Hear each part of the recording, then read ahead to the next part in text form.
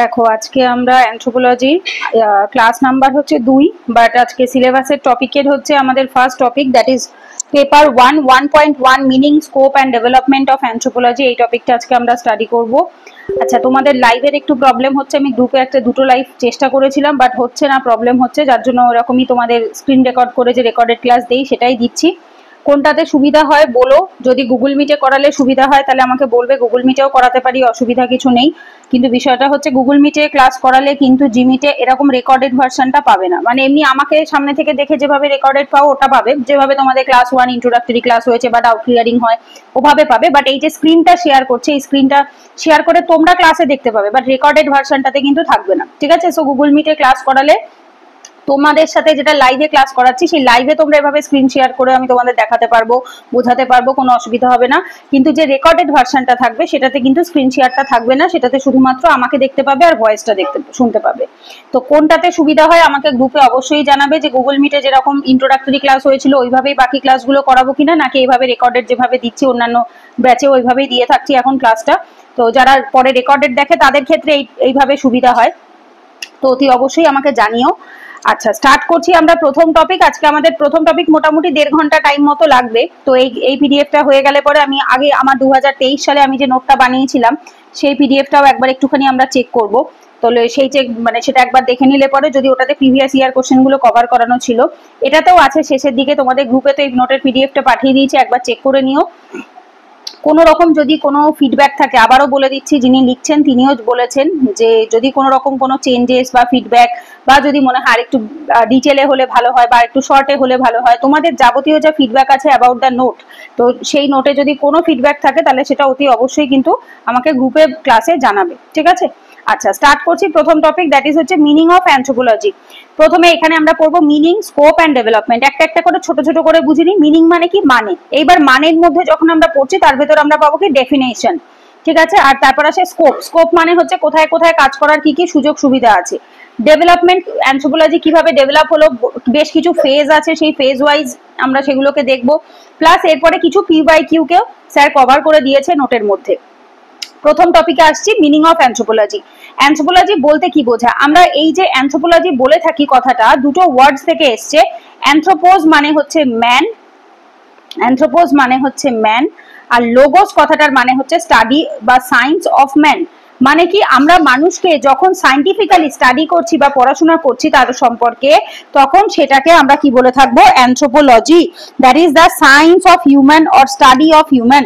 মানে মানুষকে যখন আমরা বিজ্ঞানে, মানুষের বিজ্ঞান বা মানুষকে যখন আমরা স্টাডি করছি, বাংলায় বললে মানবিক বিজ্ঞান বা মানুষকে যখন স্টাডি করছি তখন সেটাকে আমরা বলে থাকছি অ্যানথ্রোপোলজি, বা এটাকে নৃবিদ্যাও বলা হয়। নৃ কথাটা আসে হচ্ছে নর ধাতুর থেকে, তো নৃ কথাটা যখনই বলবে দ্যাট ইজ হচ্ছে নর। নর মানে হচ্ছে মানুষ, আর বিদ্যা বা সায়েন্স বা স্টাডি একই। ঠিক আছে? আচ্ছা, তো এটাকে যদি আমরা একসাথে একটা লাইনে বলি, the science of man and his work and behaviour. ঠিক আছে? দুটো গ্রিক ওয়ার্ডস থেকে এসছে, সেটা তো আগেই আমরা বুঝেছি, কারণ এটা আগে আমাদের বুঝতে হবে। তো that is the science of man and his work and his behaviour. মানে যে মানুষের স্টাডি করা, সে মানুষ কিভাবে এসছে, এবং হিজ ওয়ার্ক, সে কি করছে, এবং তার ব্যবহার, সে কেমন ব্যবহার করে, আচরণ। তো এই সমস্ত জিনিসগুলো আসছে কিসের ভেতরে, অ্যানথ্রোপোলজির ভেতরে। ক্লিয়ার? সো অ্যানথ্রোপোলজি বলতে এটা বোঝানো হয়। এইবার অ্যানথ্রোপোলজির ডেফিনেশন কি বলছে। ডেফিনেশন মানে হচ্ছে বাংলায় যেটাকে আমরা কি বলি, সংজ্ঞা। রাইট? উময় গ দিয়েও লেখা যায়, যেটাই লেখো না কেন। তো সংজ্ঞা হচ্ছে এইখানে ডেফিনেশন। ডেফিনেশনটা কি বলছে এখানে দেখো, the study of human being and their ancestors, important ancestors, that is হচ্ছে ইভলিউশনারি, বিবর্তন। আমাদের যারা অ্যানসেস্টার ছিল মানে পূর্বপুরুষ, অ্যানসেস্টারের বাংলা মানে পূর্বপুরুষ। তো আমরা কি করছি, the study of human being, মানুষকে তো স্টাডি করছেই, এবং তাদের সাথে তাদের অ্যানসেস্টার মানে কিভাবে তাদের বিবর্তন আসলো। যে ছবিটা খুব কমন ছবি আমরা দেখে থাকি, দ্যাট ইজ হচ্ছে প্রথমে একটি বানর থাকে, তারপর আস্তে আস্তে এখান থেকে একটুখানি উঁচু হয়, তারপর আবার একটুখানি উঁচু হয়, প্রথম দিকে এরকম শোয়ানো টাইপের থাকে, আস্তে আস্তে মেরুদণ্ডের যে রিড যেটা রয়েছে বা মানে ইয়েটা রয়েছে, মেরুদণ্ড যেটা রয়েছে, রিড কি হাড্ডি বলা হয়, তো সেই রিডটা কি হচ্ছে আস্তে আস্তে এভাবে স্ট্রেট হচ্ছে। তো তখন আমরা কি বলে থাকি, সেটাকে হোমোস্যাপিয়েন্স, লাস্ট অব্দি আস্তে আস্তে মডার্ন ম্যান বা হোমোস্যাপিয়েন্স হচ্ছে। তো এই যে বিবর্তনের যে ধারাটা, এই ধারাটাকেই বলা হচ্ছে আমাদের অ্যানসেস্টারদের ধারা। থ্রু টাইম অ্যান্ড স্পেস, ভালো করে বুঝতে হবে, থ্রু টাইম অ্যান্ড স্পেস মানে নির্দিষ্ট একটি সময় এবং কিছু নির্দিষ্ট জায়গা। ঠিক আছে? সো এটা র্যান্ডম নয়, কিন্তু নির্দিষ্ট একটি সময় এবং নির্দিষ্ট জায়গা জুড়ে আমাদের এই কাজটি আমাদেরকে ইভলিউশনারি যে টাইমটা রয়েছে সেই টাইমটাকে আমাদের স্টাডি করতে হয়। তার সাথে কি বলছি, in relation to physical character, environmental and social relations and culture in a holistic way. এবং এর সাথে কার সম্পর্ক দেখতে হবে, ফিজিক্যাল ক্যারেক্টার। ফিজিক্যাল ক্যারেক্টার তাদের শারীরিক বৈশিষ্ট্য, শারীরিক গঠন কিভাবে বদলাচ্ছে over the period of time, পরিবেশ কিভাবে বদলাচ্ছে, অ্যান্ড সোশ্যাল রিলেশন এর ফলে সামাজিক সম্পর্ক কেমন বদলাচ্ছে, এবং কালচার সংস্কৃতি কিভাবে বদলাচ্ছে in a holistic way. Holistic মানে সর্বাঙ্গীন, মানে সমস্ত দিক থেকে প্রত্যেকটা পয়েন্টকে কালেক্ট করে করে করে সমস্তগুলো যখন একটা জায়গায় হবে, দ্যাট ইজ কল দি সর্বাঙ্গীন ওয়ে। মানে কোনো একটা জায়গাকে নেবো আর বাকিগুলোকে বাদ দেবো তা নয়, আমাদের কি করতে হবে, না হলিস্টিক ওয়েতে ইন ডিটেল আমাদের সর্বাঙ্গীন ভাবে সমস্ত দিক থেকে আমাদের স্টাডি করতে হবে, তার শারীরিক বৈশিষ্ট্য, তার পরিবেশ, সামাজিক জীবন, সামাজিক কালচার, সমস্ত কিছুকে আমাদের স্টাডি করাটাকে বলা হয়ে থাকে ডেফিনেশন অফ অ্যানথ্রোপোলজি। ক্লিয়ার? আচ্ছা, এইবার এটাকে আমরা বলছি কি, study or science of mankind or humanity, যেটা অলরেডি বললাম। এরপর আসে যদি এবার এই ডেফিনেশনটাকে আমরা আরেকটু ডিটেলে ভাঙি, তাহলে আমরা কি কিভাবে লিখতে পারি। In more specific term, anthropology কি কি নিয়ে কাজ করে থাকে, দেখো যারা অ্যানথ্রোপোলজিস্ট হয় বা অ্যানথ্রোপোলজি এই সাবজেক্টটা কি কি নিয়ে কাজ করে, তো যারা কাজটা করে সে তাদেরকে কি বলা হয়, অ্যানথ্রোপোলজিস্ট, আর এই সাবজেক্টটাকে বলা হয় অ্যানথ্রোপোলজি। তো এনারা ইনভেস্টিগেট করে the strategies for the living that are learned and shared by the people as members of human social group, that is living মানে যারা জীবিত আছে, that are learned and shared by the people as the members of human social group। তো আমরা প্রত্যেকটা মানুষ actually হচ্ছি কিসের মেম্বার, এই সামাজিক গ্রুপের, সমাজের আমরা এক একজন অংশ বা মেম্বার।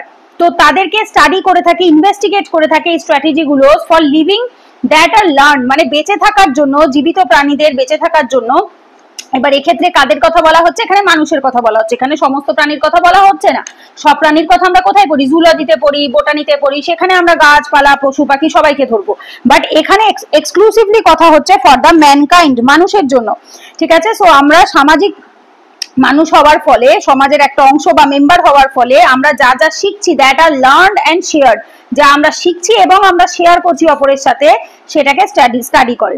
তারপর কি বলছে, কি বৈশিষ্ট্য এক্সামাইন করছে, the characteristics, the examines the characteristics that human beings share as a members of the homo sapiens and the diverse ways that people in different environment.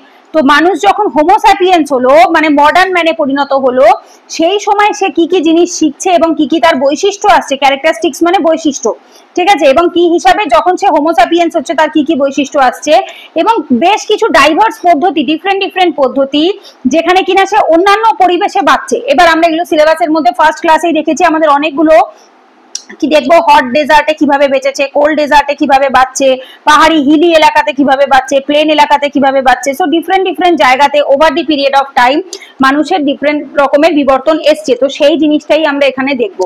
এরপর বলছে analyse the products of the social groups, যেমন কি কি বলছে, social গ্রুপের কি কি product আছে, উৎপন্নতা কি কি রয়েছে, মেটেরিয়াল অবজেক্ট, যেমন কিভাবে টুলস, ক্লথ, হাউস এগুলো এরা তৈরি করলো, আমরা পড়েওছি, মনে করে দেখো ancient history chapter 1, chapter 2, that is হচ্ছে প্যালিওলিথিক, নিওলিথিক, মেসোলিথিক ওই চ্যাপ্টারটা, আর হারাপ্পান সিভিলাইজেশন, সেখানে আমরা দেখেছি ওরা কি কি ধরনের টুলস বানাতো, জামা কাপড় কেমন পরতো, বাড়িগুলো কেমন বানানো ছিল। আর কিছু ছিল নন মেটেরিয়াল ক্রিয়েশন, যেটা নন মেটেরিয়াল, জাগতিক মানে বস্তুর নয়, যেমন বিশ্বাস, values, practice, institution. Belief system মানে বিশ্বাস, ভ্যালুজ মানে হচ্ছে নৈতিকতা বা বলতে পারো আমাদের যে ইয়েটা থাকে, মূল্যবোধ থাকে সেটা। প্র্যাকটিস আমরা কি কি, ওরা কি ধরনের জিনিসপত্র আচরণ করতো বা প্র্যাকটিস করতো, যে যার ভেতর আমরা রিলিজিয়ানের অন্যতম অ্যানিটিমিজম এগুলো দেখবো। ইনস্টিটিউশন, সেখানে তখনকার family, social institution, political, economic organisation এগুলো কেমন ছিল। এইবার এছাড়াও অ্যানথ্রোপোলজি কি কি বিষয়ের উপর ফোকাস করে, দেখো অরিজিন অফ হিউম্যানস, মানুষের কি করে উৎপত্তি হলো, ইভলিউশনারি ডেভেলপমেন্ট অফ হিউম্যানস, মানুষের কিভাবে বিবর্তন আসলো, অরিজিন, ইভলিউশন, হিউম্যান, এই যে physical, biochemical and cultural variation, কিভাবে over the period of time শরীরের ভেতরে শারীরিক ভাবে, বায়োকেমিক্যাল কোনগুলোকে বলা হয়, মানুষের হিউম্যান বডির মধ্যে যে কেমিক্যালস থাকে, যেমন ধরো কার্বন, নাইট্রোজেন, অক্সিজেন, এগুলো সব বায়োকেমিক্যাল এলিমেন্ট হয়ে থাকে। কারণ কেমিক্যাল তো সব জায়গায় রয়েছে, বাট যখনই সেটা কোনো হিউম্যান বডিতে বা যে কোনো অ্যানিমেলের বডিতে থাকে তখন সেটাকে বায়োকেমিক্যাল বলা হয়। Cultural variation, over the period of time different culture তৈরি হয়েছে এক একটা জায়গাতে। আর কি বলছে, material পজেশনস and cultural heritage of human. So কি কি বলছে, material পজেশনস and cultural heritage of human. So এখানে আমাদের কি কি জিনিসের উপর ফোকাস রাখতে হবে, আমরা হিউম্যান বিং কে তো স্টাডি করছি 100 বার, এই যে এখানে the science of man and his work and behaviour, তার সাথে হচ্ছে এই দুটো টার্ম, একটা হচ্ছে ম্যান অ্যান্ড স্টাডি, তারপর অ্যানসেস্টারদেরকে করছি over the time and space, holistic way, এই টার্মগুলোকে মাথায় রাখতে হবে। আচ্ছা, that is learned and shared by the people, এটা মাথায় রাখতে হবে। এছাড়া আর কি কি পাচ্ছি, মেটেরিয়াল অবজেক্ট পাচ্ছি, নন মেটেরিয়াল অবজেক্ট পাচ্ছি, এগুলোকে মুখস্থ রাখতে হবে। মেটেরিয়াল অবজেক্ট কি, নন মেটেরিয়াল অবজেক্ট কি, এগুলো জানতে হবে। ক্লিয়ার? এই অবধি হচ্ছে তোমাদের total meaning of anthropology, which is enough to write a 10 marker question. এটা 10 নাম্বারের বেশি আসবেও না, যদি কখনো কোশ্চেনটা আসে এটা 10 মার্কারের জন্যই আসবে। তো মানে কি অ্যানথ্রোপোলজি, যদিও এত সহজ কোশ্চেন দেবে না, বাট স্টিল যদি অনেক সময় কোশ্চেনের মধ্যে থাকে, অনেক বড় বড় যেমন 50 মার্কের কোশ্চেন, যেটা লাস্ট ক্লাসে আমরা আলোচনা করলাম, মানে আমাদের 1 নাম্বার ক্লাসে আমরা একটা 2024 PYQ যেখানে দেখলাম, সেখানে দেখলাম এই ধরনের ছোট কোশ্চেন গুলো হচ্ছে 10 মার্কারের মধ্যে এসে থাকে। ওকে, এরপরে আসি পরের topic, that is the scopes of anthropology. অ্যানথ্রোপোলজির কি স্কোপ আছে দেখো, anthropology offers a holistic approach, দেখেছো এই টার্মটাকে কিন্তু বারবার মেনশন করছে, এই টার্মটা অ্যান্সারে থাকতে হবে, to the study of humanity, মানবিকতার যে স্টাডি রয়েছে সেটা করতে আমাদের it is a holistic approach, এটাকে ওভারঅল অ্যাপ্রোচ থেকে আমাদের দেখতে হবে, যেখানে আমরা কি করে থাকি ভেরিয়াস ডিসিপ্লিন, আদার্স ডিসিপ্লিন যারা রয়েছে, ডিসিপ্লিন মানে কি লাস্ট ক্লাসে বলেছিলাম অন্যান্য যে সাবজেক্ট গুলো রয়েছে like history, geography, polity, economics, এগুলোকে আমরা ডিসিপ্লিনস বলে থাকি। তো various disciplines to comparatively investigate human existence, ঠিক আছে, কম্প্রিহেন্সিভলি আমাদের বোধগম্য হওয়ার জন্য, কম্প্রিহেন্সিভ মানে বোধগম্য, যেটাতে আমরা বুঝতে পারি, কম্প্রিহেন্সিভলি বোঝার জন্য, ইনভেস্টিগেট করার জন্য, হিউম্যান এক্সিস্টেন্স মানে মানুষের বিবর্তন, মানুষ কিভাবে আসলো সেটা বোঝার জন্য। এরপর কি বলছে, মাল্টিফেসেড ফিল্ড কভার্স, ঠিক আছে, ডিফারেন্ট এখানে কি কি ফিল্ড কভার করছে, different aspect of human life, culture, offering a profound understanding of our species, আমাদের যে স্পিসিস রয়েছে, যেখান থেকে আমাদের উৎপত্তি হয়েছে, this all are species, right? তো সেই স্পিসিসের যে উৎপত্তি হয়েছে কোথা থেকে, সেখানে মাল্টি ডাইমেনশনাল যে কালচার রয়েছে, ডিফারেন্ট এক একটা জায়গায় এক এক রকম কালচার রয়েছে, হিউম্যান লাইফে এক এক রকম সংস্কৃতি এসছে, বিবর্তন এসছে, সেইটাকে স্টাডি করে হচ্ছে এই স্কোপ অফ অ্যানথ্রোপোলজি। এইটার যে স্কোপ রয়েছে সেটা বিশাল বড়, মানে একটা ছোট্ট জায়গার মধ্যে কিন্তু লিমিটেড নয়, এটা অলওয়েজ রিমেম্বার যে অ্যানথ্রোপোলজির যে স্কোপ রয়েছে দ্যাট ইজ ভেরি ওয়াইড, এটা অনেকটা জায়গা ছড়িয়ে রয়েছে, and it provides a structural foundation for studying various facets of human life and society। বলছে কি এটা কি কি প্রোভাইড করছে, স্ট্রাকচারাল ফাউন্ডেশন, স্ট্রাকচারাল মানে গঠনগত, ফাউন্ডেশন মানে হচ্ছে যেটা যে কোনো কিছু স্তম্ভ যার উপর বেস করে সবটা তৈরি হয়, তো এটা একটা গঠনগত বলতে পারো মানদণ্ড বা স্তম্ভ, যার উপর বেস করে কি হচ্ছে ডিফারেন্ট ফেসেটস অফ হিউম্যান লাইফ, মানবিক লাইফে যে ডিফারেন্ট সমাজে বা যে অ্যাসপেক্ট গুলো রয়েছে, যে দিকগুলো রয়েছে, সেই দিকগুলো ওপেন করছে কে, অ্যানথ্রোপোলজি। এইবার এখানে আরো বেশ কিছু পয়েন্টস বলছে, এগুলো ছাড়াও আমরা অনেকগুলো পয়েন্টস দেখবো কি কিভাবে অ্যানথ্রোপোলজির স্কোপ রয়েছে। যেমন দেখো, how humans are basically organisms, মানে হচ্ছে কি এখানে বলতে চাইছে যে কিভাবে হিউম্যানস তৈরি হয়েছে, ঠিক আছে, অ্যাজ আ অর্গানিজমস হিসাবে তারা কিভাবে এসছে, অ্যাজ আ ছোট মানে অর্গানিজম বললে যে কোনো মানে প্রাণীকেই বোঝানো হয়ে থাকে, সো মানুষও তো তারই মধ্যেই একটি অংশ, তো কিভাবে মানুষের উৎপত্তি হচ্ছে। How humans, in order to transcend their animal origins, have adapted themselves to their environment by creating culture and organizing groups life। বলছে কিভাবে মানুষেরা in order to transcend their animal origin, তাদের যে পশুর যে অরিজিনটা রয়েছে সেটাকে পার করে, ঠিক আছে, পার করে have adapted themselves to the environment, আস্তে আস্তে তারা কি করেছে, পরিবেশের সাথে নিজেদেরকে অ্যাডাপ্ট করেছে by creating culture and organizing group life, মানে সংস্কৃতি, পরিবেশ এবং একটা গ্রুপ লাইফ তৈরি করেছে, মানে যাতে তারা সবাই একসাথে করে থাকতে পারে, কারণ আমরা মানুষকে কি বলে থাকি, সোশ্যাল অ্যানিমেল, তো জেনারেলি সমস্ত অ্যানিমেলরাই সোশ্যাল অ্যানিমেলই হয়ে থাকে ম্যাক্সিমাম গুলোই, বাট তার ভেতর মানুষ হচ্ছে সব থেকে বেশি, এবং সেটা কিভাবে এই প্রসেসটা এসছে সেই প্রসেসটাও আমরা স্টাডি করি এই স্কোপ অফ অ্যানথ্রোপোলজির মধ্যে। How humans, while creating culture and group life, have evolved and used language as an effective means of communication। So আমরা দেখতে পাই যে যখন আমরা প্যালিওলিথিক টাইম পিরিয়ড পড়েছি, মনে করে দেখো, তখন প্রপার কোনো ল্যাঙ্গুয়েজ ছিল না, ইভেন হারাপ্পার টাইম পিরিয়ডেও আমরা ডেসিফারই করে উঠতে পারিনি হরপ্পাতে যে কি ভাষাগুলো ছিল, পিক্টোগ্রাফিক লোগোসিলেবিক ভাষা টাইপের ছিল, যেগুলো ওরা লিখতো ছবির আকারে, একবার মানে ডান দিক থেকে বাদিক যাচ্ছে, আবার বাদিক থেকে ডান দিক আসছে, সেগুলো আমরা পড়েছি, বস্ট্রোফেডান বলা হয়।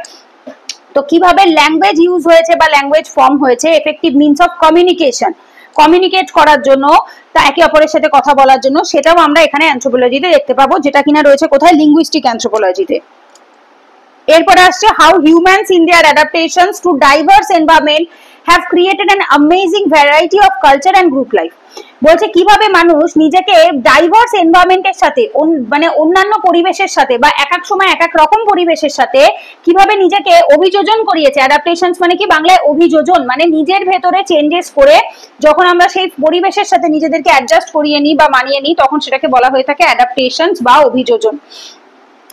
এরপরে কি বলছে how humans in there fascinating variety of cultures and group living display solution to the problems which are rooted in their indivisible unity in all places at all times। মানে কি মানুষ কিভাবে তার ডিফারেন্ট কালচার দিয়ে, variety culture দিয়ে, সংস্কৃতিকে দিয়ে এবং গ্রুপ লিভিং একসাথে সবাই মিলে থেকে অনেক বড় বড় সমস্যার সম্মুখীন হয়েছে, অনেক সমাধান খুঁজে বার করেছে, যেটা কিনা তাদেরকে কি করেছে, হেল্প করেছে একসাথে ইনডিভিজিবল মানে যেটা অবিভক্ত, কোনোভাবে ভাঙা যায় না, যেটা ইনডিভিজিবল ইউনিটি একই সাথে থেকে at all places at all Times, সমস্ত সময়ে সমস্ত জায়গাতে একসাথে কি করে তারা থেকেছে, তো সেটাও কিনা স্কোপ অফ অ্যানথ্রোপোলজি দেখে থাকে।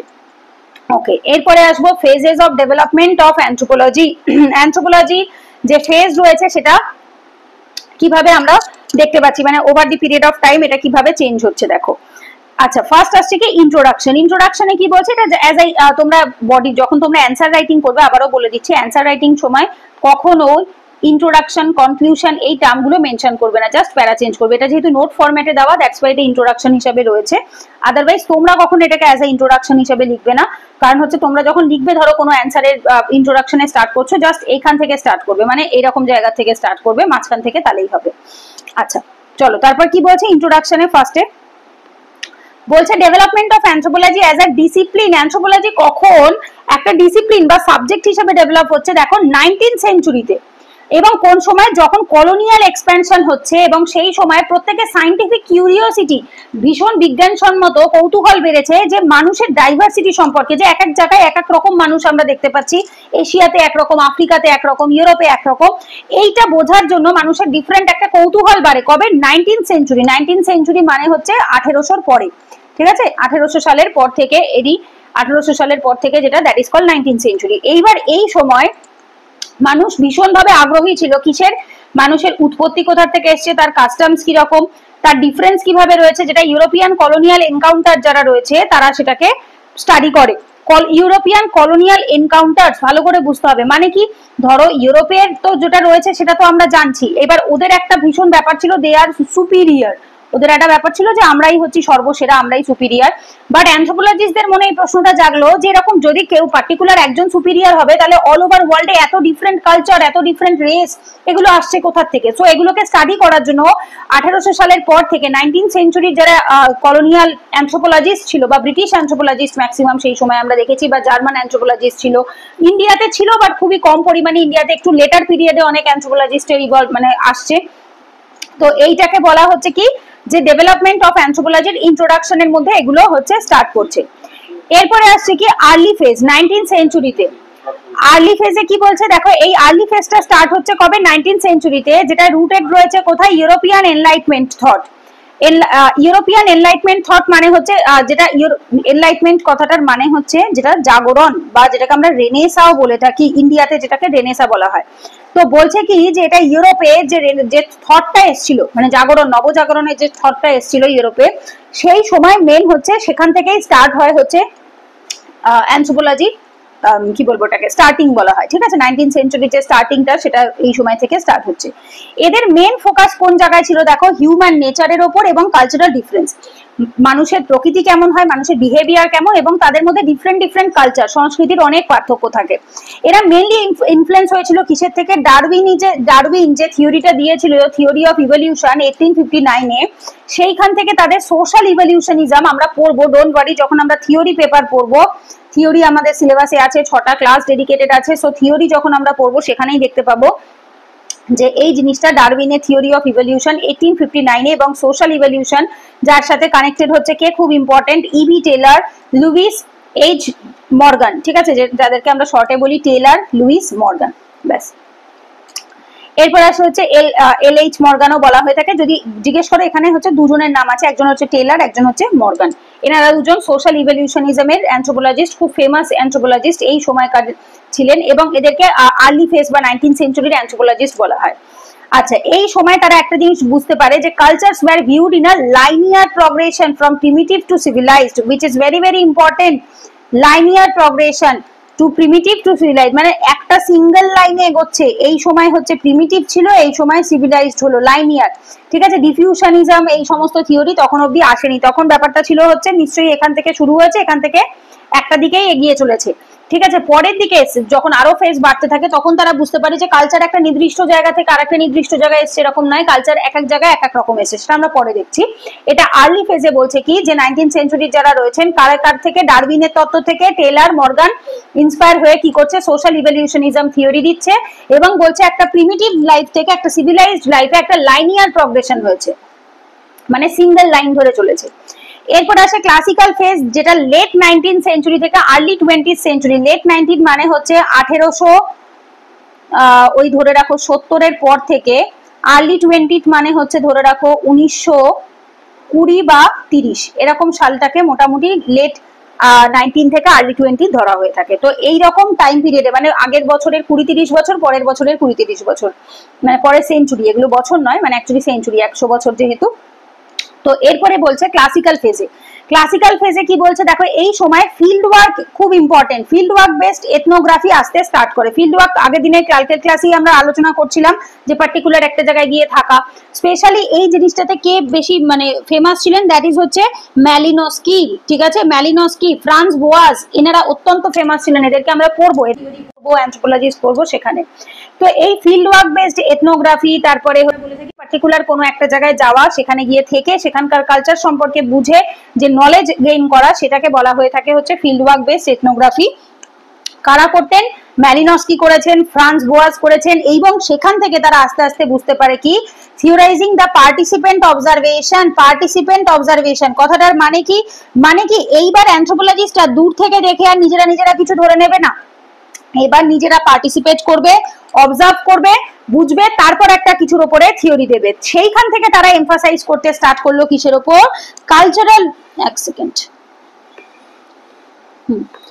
cultural relativism and historical particularism and challenging the racial and evolutionary theories, খুব ইম্পর্টেন্ট। বলছে কি কালচারাল রিলেটিভিজম পড়বো, এগুলো আমরা যখন কালচার পড়বো। রিলেটিভ মানে হচ্ছে কম্পেয়ার। তো এনারা বললো যে অ্যাকচুয়ালি কোনো কালচারই কেউ কারোর থেকে ছোট নয়, প্রত্যেকে ডিফারেন্ট ডিফারেন্ট রয়েছে। হিস্টোরিক্যাল পার্টিকুলারিজম, যে হিস্টোরিক্যাল একটা পার্টিকুলার যে ইয়ে রয়েছে, কনটেক্সট রয়েছে, যে এ ওর মতোই, মানে এ বি এর মতো হতে পারবে না, বি সি এর মতো হতে পারবে না, এ এর মতো বি, বি এর মতো সি, সি এর মতো। তো প্রত্যেকে নিজের মতো করে একটা ইউনিক রয়েছে। তো এই ইউনিকনেসের ওপর বা কম্পেয়ারিজমের ওপর বা রিলেটিভিজমের ওপর বেস করে এরা থিওরি দিতে স্টার্ট করে। আর কাদেরকে চ্যালেঞ্জ করছে? রেশিয়াল অ্যান্ড ইভলিউশনারি থিওরি গুলো। এই যে এইটা হচ্ছে ইভলিউশনারি থিওরি, যেটা আর্লি ফেজে হয়েছিল, এবং রেশিয়াল থিওরি, যে রেস সুপিরিয়র হবে, যে রেস হচ্ছে সার্ভাইভাল অফ দি ফিটেস্ট হবে, যে নিজেকে সার্ভাইভ করাতে পারবে সমস্ত কিছুর মধ্যে, সেই বেঁচে থাকবে। তো এই থিওরি গুলোকে তারা চ্যালেঞ্জ করছে এবং ওই যে ব্রিটিশরাই একমাত্র সুপিরিয়র, এই কনসেপ্টটাকে ডিসকার্ড করছে। এরপর আসে মডার্ন ফেজ। মডার্ন ফেজ আসছে কবে? মিড 20th সেঞ্চুরি, মানে হচ্ছে 1950 পর থেকে মোটামুটি আমরা ধরতে পারি মিড 20th সেঞ্চুরি এটাকে ধরা হয়ে থাকে। আচ্ছা, এই সময়টাকে অনওয়ার্ডস মানে হচ্ছে মিড 20th সেঞ্চুরি থেকে তারপর থেকে যারা আসলো তারা মডার্ন ফেজের মধ্যে পড়ে। আর কন্টেম্পোরারি ফেজ হচ্ছে কারা? যারা এখন 21st সেঞ্চুরিতে, মানে 2000 সালের পর থেকে যারা আসছে, they are called contemporary phase.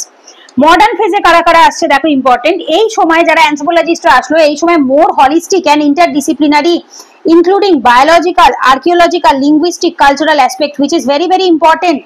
দেখো লাস্ট ক্লাসে আমরা সিলেবাস যখন বুঝলাম সেখানেই আমরা এই টার্মগুলো পেয়েছিলাম। ইন্টারডিসিপ্লিনারি মানে অন্যান্য ডিসিপ্লিনের সাথে আমাদেরকে এটাকে স্টাডি করতে হবে, বুঝতে হবে। বায়োলজিক্যাল, যার ফলে বায়োলজিক্যাল অ্যানথ্রোপোলজি পড়ছি, আর্কিওলজিক্যাল অ্যানথ্রোপোলজি পড়ছি, ভাষাগত পড়ছি, কালচারাল অ্যাসপেক্ট বা সোশিও কালচারাল পড়ছি।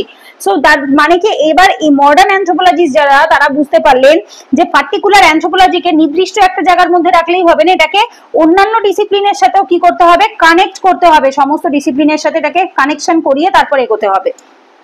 রাইজ অফ স্ট্রাকচারালিজম বা গঠনগতর উপর, যারা গঠনের উপর মেন এমফাসাইজ করে, সেটা কিভাবে বাড়ছে বা তৈরি হচ্ছে এই সময়। স্পেশালি লিভাই স্ট্রস যিনি ছিলেন, এই যে ক্লডি লিভাই স্ট্রস। এবং এছাড়া ফাংশনালিজম, যে সমাজের কি প্রয়োজন, সমাজ কি কাজ করে, what is the function of society বা কালচার, এটা কে দিচ্ছে, র্যাডক্লিফ ব্রাউন দিচ্ছেন। এবং হচ্ছে সিম্বলিক অ্যানথ্রোপোলজি কে দিচ্ছেন, ইম্পর্টেন্ট গার্ডস দিচ্ছেন, ঠিক আছে, ক্লিফোর্ড গার্ডস দিচ্ছেন। তো এইগুলো আসছে হচ্ছে ডিফারেন্ট মডার্ন ফেজের মধ্যে, যেটাকে বলা হচ্ছে রাইজ অফ স্ট্রাকচারালিজম, ফাংশনালিজম এবং সিম্বলিক অ্যানথ্রোপোলজি। এদেরকে আমরা কোথায় থিওরি পেপারের মধ্যে ইন ডিটেল স্টাডি করব, ঠিক আছে। সো এখন আপাতত আমাদের একটুখানি যখন একটা 10 মার্কার কোশ্চেন আসবে তাতে আমাদের নামগুলো জানা উচিত, সেই জন্য আমরা পড়ছি স্ট্রাকচারালিজম, ফাংশনালিজম, সিম্বলিক অ্যানথ্রোপোলজি। এইবার এই সময় যেহেতু তারা অন্যান্য ডিফারেন্ট সাবজেক্টের সাথে, ডিসিপ্লিনের সাথে কানেক্ট করে পড়ছে, দ্যাটস ওয়াই তাদের স্টাডিটা, তাদের যে পড়াটা, সেটা আরো বেশি এক্সটেন্ড হচ্ছে কোথায়, urbanisation, globalisation, gender, development, identity, এগুলোর সাথেও কানেক্ট হচ্ছে, ঠিক আছে। সো এরা কারা, এরা হচ্ছে মডার্ন ফেজে যারা অ্যানথ্রোপোলজিস্ট আসছে, যারা 20th সেঞ্চুরি অনওয়ার্ডস, মানে মিড 20th সেঞ্চুরি 1950-এর পর থেকে যারা আসছেন, তারা এগুলোকে নিয়ে স্টাডি করছেন। এরপরে আসে কন্টেম্পোরারি ফেজ, যেটা হচ্ছে 21st সেঞ্চুরি, এখন যেটা চলছে 2021, আজকে হচ্ছে 2025 সাল চলছে। সো মোটামুটি 2000 সালের পর থেকে যারা চলছেন আর কি, তাদেরকে কন্টেম্পোরারি ফেজে বলা হচ্ছে। এই সময় মেন এমফাসাইজ কিসের উপর থাকে, which is very important, applied anthropology, ethical research, collaborative methods. তোমাদের লাস্ট ক্লাসে সিলেবাস বোঝাবার সময় বলেছিলাম যে এখন স্পেশালি ফর দ্য পেপার 2 এর জন্য, যেহেতু ইন্ডিয়ান অ্যানথ্রোপোলজি থাকে, paper 2 is more about applied anthropology. কেন? বিকজ এখানে কারেন্ট অ্যাফেয়ার্স বেসড কোশ্চেন করা যায়। লাস্টে প্রিভিয়াস ইয়ার কোশ্চেনসটা কালকে যখন আমরা আলোচনা করলাম 2024-এর, তো তখনই কি হচ্ছে, আমরা আলোচনা করেছি যে কোন কোন জায়গাতে এটা কাজ করতে পারছে। তো কন্টেম্পোরারি ফেজে হচ্ছে 21st সেঞ্চুরিতে applied anthropology, ethical research and collaborative methods, এর উপরে মেন কাজ করা হয়ে থাকে। আচ্ছা, এরপরে দেখো কি বলছে, এই যে কন্টেম্পোরারি ফেজে 21st সেঞ্চুরিতে ওনারা যে যে বিষয়গুলো নিয়ে কাজ করতো সেগুলো কি কি ছিল। এক হচ্ছে অ্যাপ্লাইড অ্যানথ্রোপোলজি, যেটা আমরা আগের দিনকেই বলছিলাম যে মেইনলি হচ্ছে এখন ইন্ডিয়ান অ্যানথ্রোপোলজিতে কারেন্ট অ্যাফেয়ার্স এর বেস যে কোশ্চেন গুলো আসছে। এথিক্যাল রিসার্চ, যেমন ধরো স্পোর্টস এর ক্ষেত্রে, তারপরে ধরো ফরেনসিক বিষয়টা বোঝার জন্য, ডিএনএ বোঝার জন্য, প্যাটার্নিটি ডায়াগনোসিস এর জন্য, এগুলো লাস্ট ক্লাসে সিলেবাসে আমরা দেখেছি। তো সেগুলো আসছে হচ্ছে এখন কন্টেম্পোরারি ফেজে। এছাড়া আর কি কি বিষয়ের সাথে ডিল করে, পুরোটাই দেখো কারেন্টের সাথে বেস করে, climate change, migration, public health, digital culture, জলবায়ু কেন পরিবর্তন হচ্ছে, মানুষ এক জায়গা থেকে আরেক জায়গায় চলে যাচ্ছে কেন, পাবলিক হেলথ, মানুষের শরীর হেলথ বোঝার জন্য, ডিজিটাল কালচার বোঝার জন্য। মেন ফোকাস করছে কি, ডিকলোনাইজিং অ্যানথ্রোপোলজি অ্যান্ড অ্যাম্পলিফাইং ইন্ডিজিনাস ভয়েসেস। ডিকলোনাইজিং একটা টাইম অবধি মেন ফেজ ছিল কি হচ্ছে, কলোনাইজিং অ্যানথ্রোপোলজি, মানে হচ্ছে ব্রিটিশরা যেহেতু অ্যানথ্রোপোলজিস্টের সংখ্যা বেশি ছিল ব্রিটিশদের মধ্যে, যার ফলে অ্যানথ্রোপোলজিও কাইন্ড অফ বলতে পারো কলোনাইজিং ছিল, মানে ওরা ওদের পয়েন্ট অফ ভিউ থেকে ওদেরকে সুপিরিয়ার বানিয়ে ওইভাবে করেই ওরা দিয়ে থাকতো। বাট আস্তে আস্তে কি হচ্ছে, এখন চেঞ্জেস হচ্ছে, এবং যার ফলে কি হচ্ছে, ওরা অ্যাম্পলিফাই করেছে ইন্ডিজিনাস ভয়েস গুলোকে আরো বেশি মানুষের সামনে তুলে ধরছে, মানে দেশীয় ভয়েস, যেটাকে আমরা কালচারাল কম্পারেটিজম রিলেটিভিজম বলছি। আচ্ছা, এরপরে আসছে কি, অ্যানথ্রোপোলজিতে মেন হচ্ছে স্টাডিং দ্য আদার, এই যে the other to a critical and reflexive discipline that examines the entire human condition, biological, cultural, historical, linguistic across the time and space। বলছে এইখানে স্টাডিং দ্য আদার মানে অন্যান্য যারা রয়েছে, ঠিক আছে, টু আ ক্রিটিক্যাল, এদেরকে অত্যন্ত নিখুঁতভাবে স্টাডি করা হচ্ছে, এবং এটাকে একটা আলাদা ডিসিপ্লিন হিসেবে নয়, reflexive discipline that examines the entire human condition.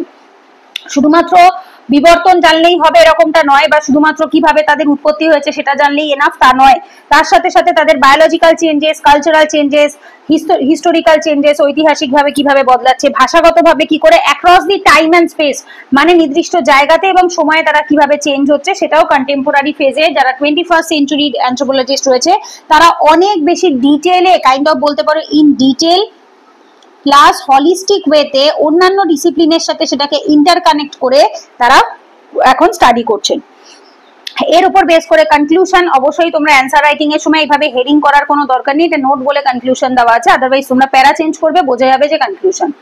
আচ্ছা, এরপরে বলছে এই সময় আমরা দেখতে পাচ্ছি যে শিফটটা কিভাবে হচ্ছে, shift from speculative theories to the empirical, field based and socially engaged science, মানে কি আগে শুধুমাত্র স্পেকুলেশন করা হতো, স্পেকুলেটিভ মানে অনুমান করা, ধরে নেওয়া, এবং থিওরি দিচ্ছে, নিজেরা তো যাচ্ছে না সেখানে, তারা দূরে বসে এদেরকে বলা হয়ে থাকে আর্মচেয়ার থিওরিস্ট বা আর্মচেয়ার অ্যানথ্রোপোলজিস্টও বলা হয়ে থাকে, যারা চেয়ারে বসে মানে নিজের বাড়িতে বসেই আর কি এরা থিওরি প্রোভাইড করতো, এরা স্পেকুলেশনস এর মাধ্যমে, অনুমানের মাধ্যমে এরা অ্যাকচুয়ালি থিওরি গুলো প্রোভাইড করতো। এইটার থেকে শিফট হচ্ছে, চেঞ্জ হচ্ছে কিসের উপর বেস করে, আস্তে আস্তে এখন চেঞ্জ হচ্ছে এম্পেরিক্যাল ফিল্ড বেসড। এম্পেরিক্যাল মানে গবেষণামূলক, তুমি সেখানে যাবে গবেষণা করবে, ফিল্ড বেসড মানে ফিল্ড ওয়ার্ক করবে, সেখানে তুমি থাকবে অ্যাজ আ পার্টিসিপেন্ট হিসেবে, সেই সোশ্যাল গ্রুপের সাথে থাকবে। সোশ্যালি এনগেজড সায়েন্স মানে তোমাকে নিজেকে মানে অ্যানথ্রোপোলজিস্ট নিজেও এনগেজ হচ্ছে এবং কিভাবে সেটাকে আরো ইন ডিটেল স্টাডি করা যায় সেটা বোঝার জন্য সেইভাবে শিফট হচ্ছে। মানে আগে যেটা বাড়ি বসে শুধু থিওরি গুলো ছিল, যেটা আর্লি ফেজে তাই হতো, বাট পরের দিকে মডার্ন ফেজে কিন্তু আস্তে আস্তে কন্টেম্পোরারি ফেজে এই চেঞ্জেসটা আসছে। যখন আমরা থিওরি পেপারটা পড়বো, মানে এর ভেতর যে থিওরি অংশটা রয়েছে সেখানে আমরা দেখতে পাবো। আচ্ছা, এরপর দেখো কি বলছে, বর্তমানে অ্যানথ্রোপোলজি একটা ডায়নামিক এবং ইভলভিং ফিল্ড, যেখানে কিনা বুঝতে হবে যে human diversity, cultural complexity and social change, মানে মানুষের মধ্যে কি কি চেঞ্জেস বা বিবর্তন আসছে, তার সাথে কালচারাল কমপ্লেক্সিটি, কালচার কতটা কমপ্লেক্স হচ্ছে, কালচার ইজ নট সিম্পল, ঠিক আছে, মানে এমন নয় যে তোমার কালচারটাই ঠিক আর বাকি সবারটা ভুল, না এরকম নয়, কালচারের অনেক মাল্টিফেসেড ডাইভার্সিটি রয়েছে, কালচার অনেক দিক থেকে রয়েছে, so that's why cultural complexity বুঝতে পারছে, সোশ্যাল চেঞ্জ এবং এর ফলে সমাজে কিভাবে পরিবর্তন আসছে সেগুলোও বোঝা যাচ্ছে।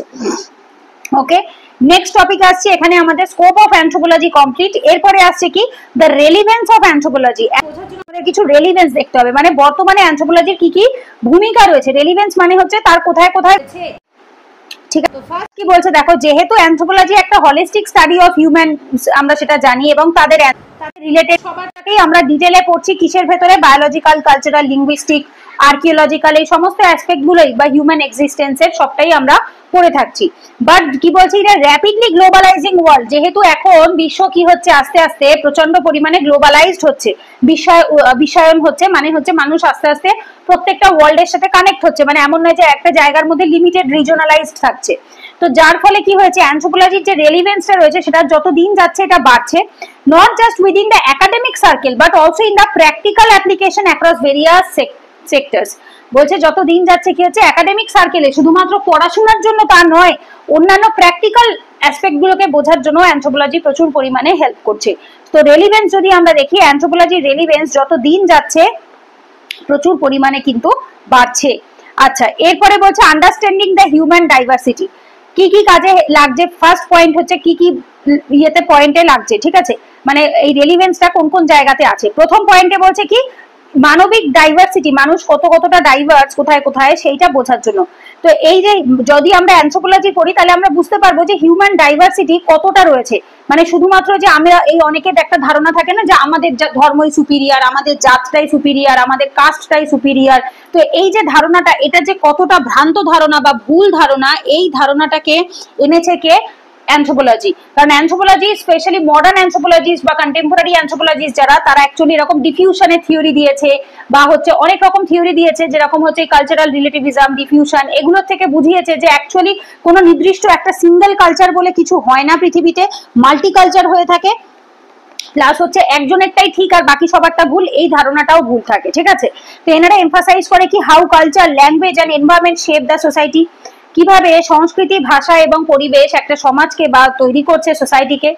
এই যে নলেজটা, এটা ভীষণ ইম্পর্টেন্ট হয় to promoting the cultural sensitivity and tolerance in a multicultural world, helping to bridge gap between different community, which is very very important.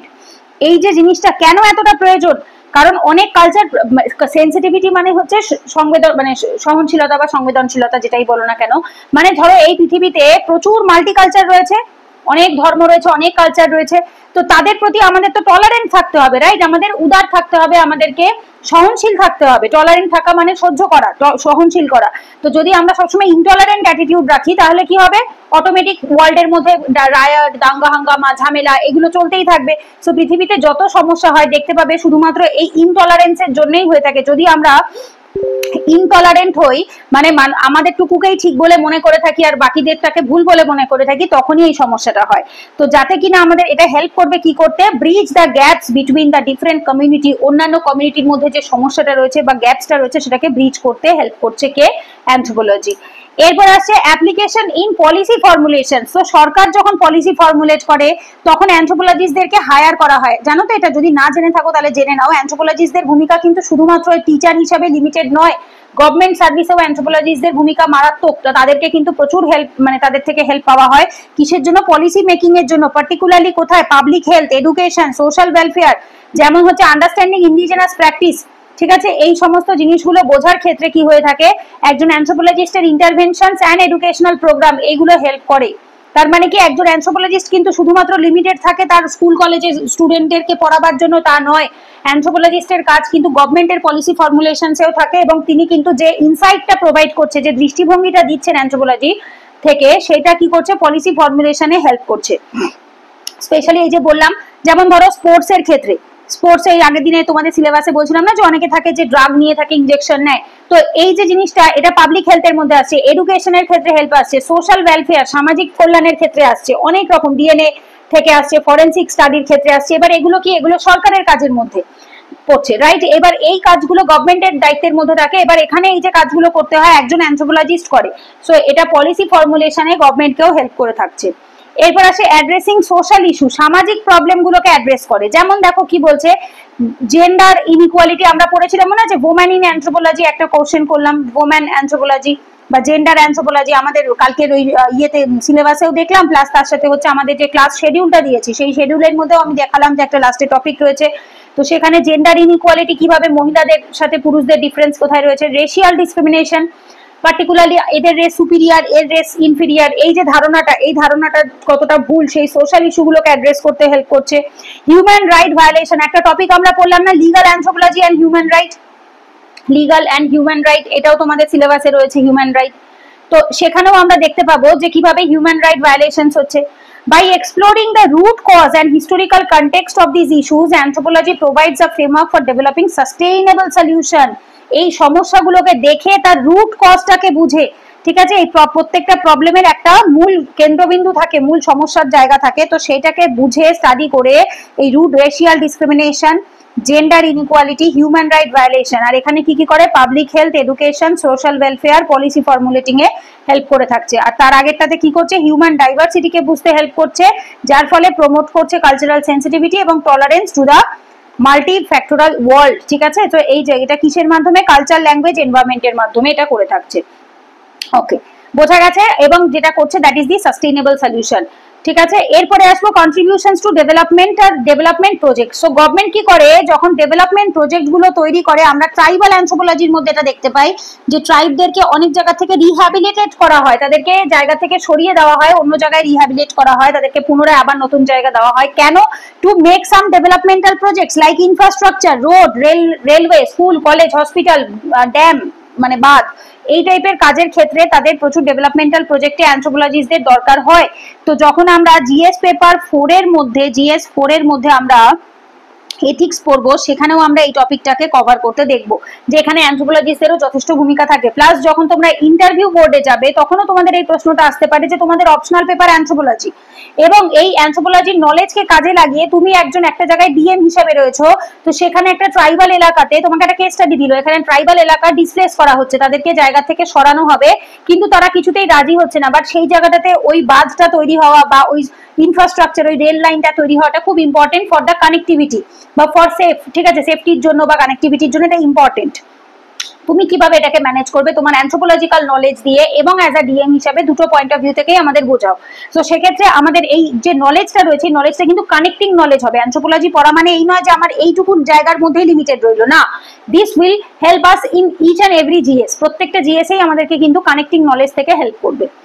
বলছে কি অ্যানথ্রোপোলজি এক্ষেত্রে কি রোল প্লে করছে ডেভেলপমেন্টাল প্রজেক্টে, স্পেশালি কোথায়? Indigenous and marginalised community, generally এদেরকে ট্রাইবদের মধ্যে ধরা হচ্ছে, এবং এই অ্যানথ্রোপোলজিস্টদেরকে প্ল্যানিং এবং ইমপ্লিমেন্টেশন স্টেজেসে এদেরকে ইনকর্পোরেট করতে হয়, ইনভলভ করাতে হয়, যাতে কিনা সেই প্রজেক্টটাকে এমন ভাবে ডিজাইন করা হয় that is the culturally appropriate and more likely to succeed, মানে যেটা কালচারাল দিক থেকে অ্যাপ্রোপ্রিয়েট হবে, সঠিক হবে, এবং যেন চান্স থাকে সেটা সাকসেসফুল হওয়ার। কারণ ট্রাইবদেরকে নেগলেক্ট করে যদি কোনো প্রজেক্ট তৈরি হয় সেটা চান্স থাকে হচ্ছে আনসাকসেসফুল হওয়ার।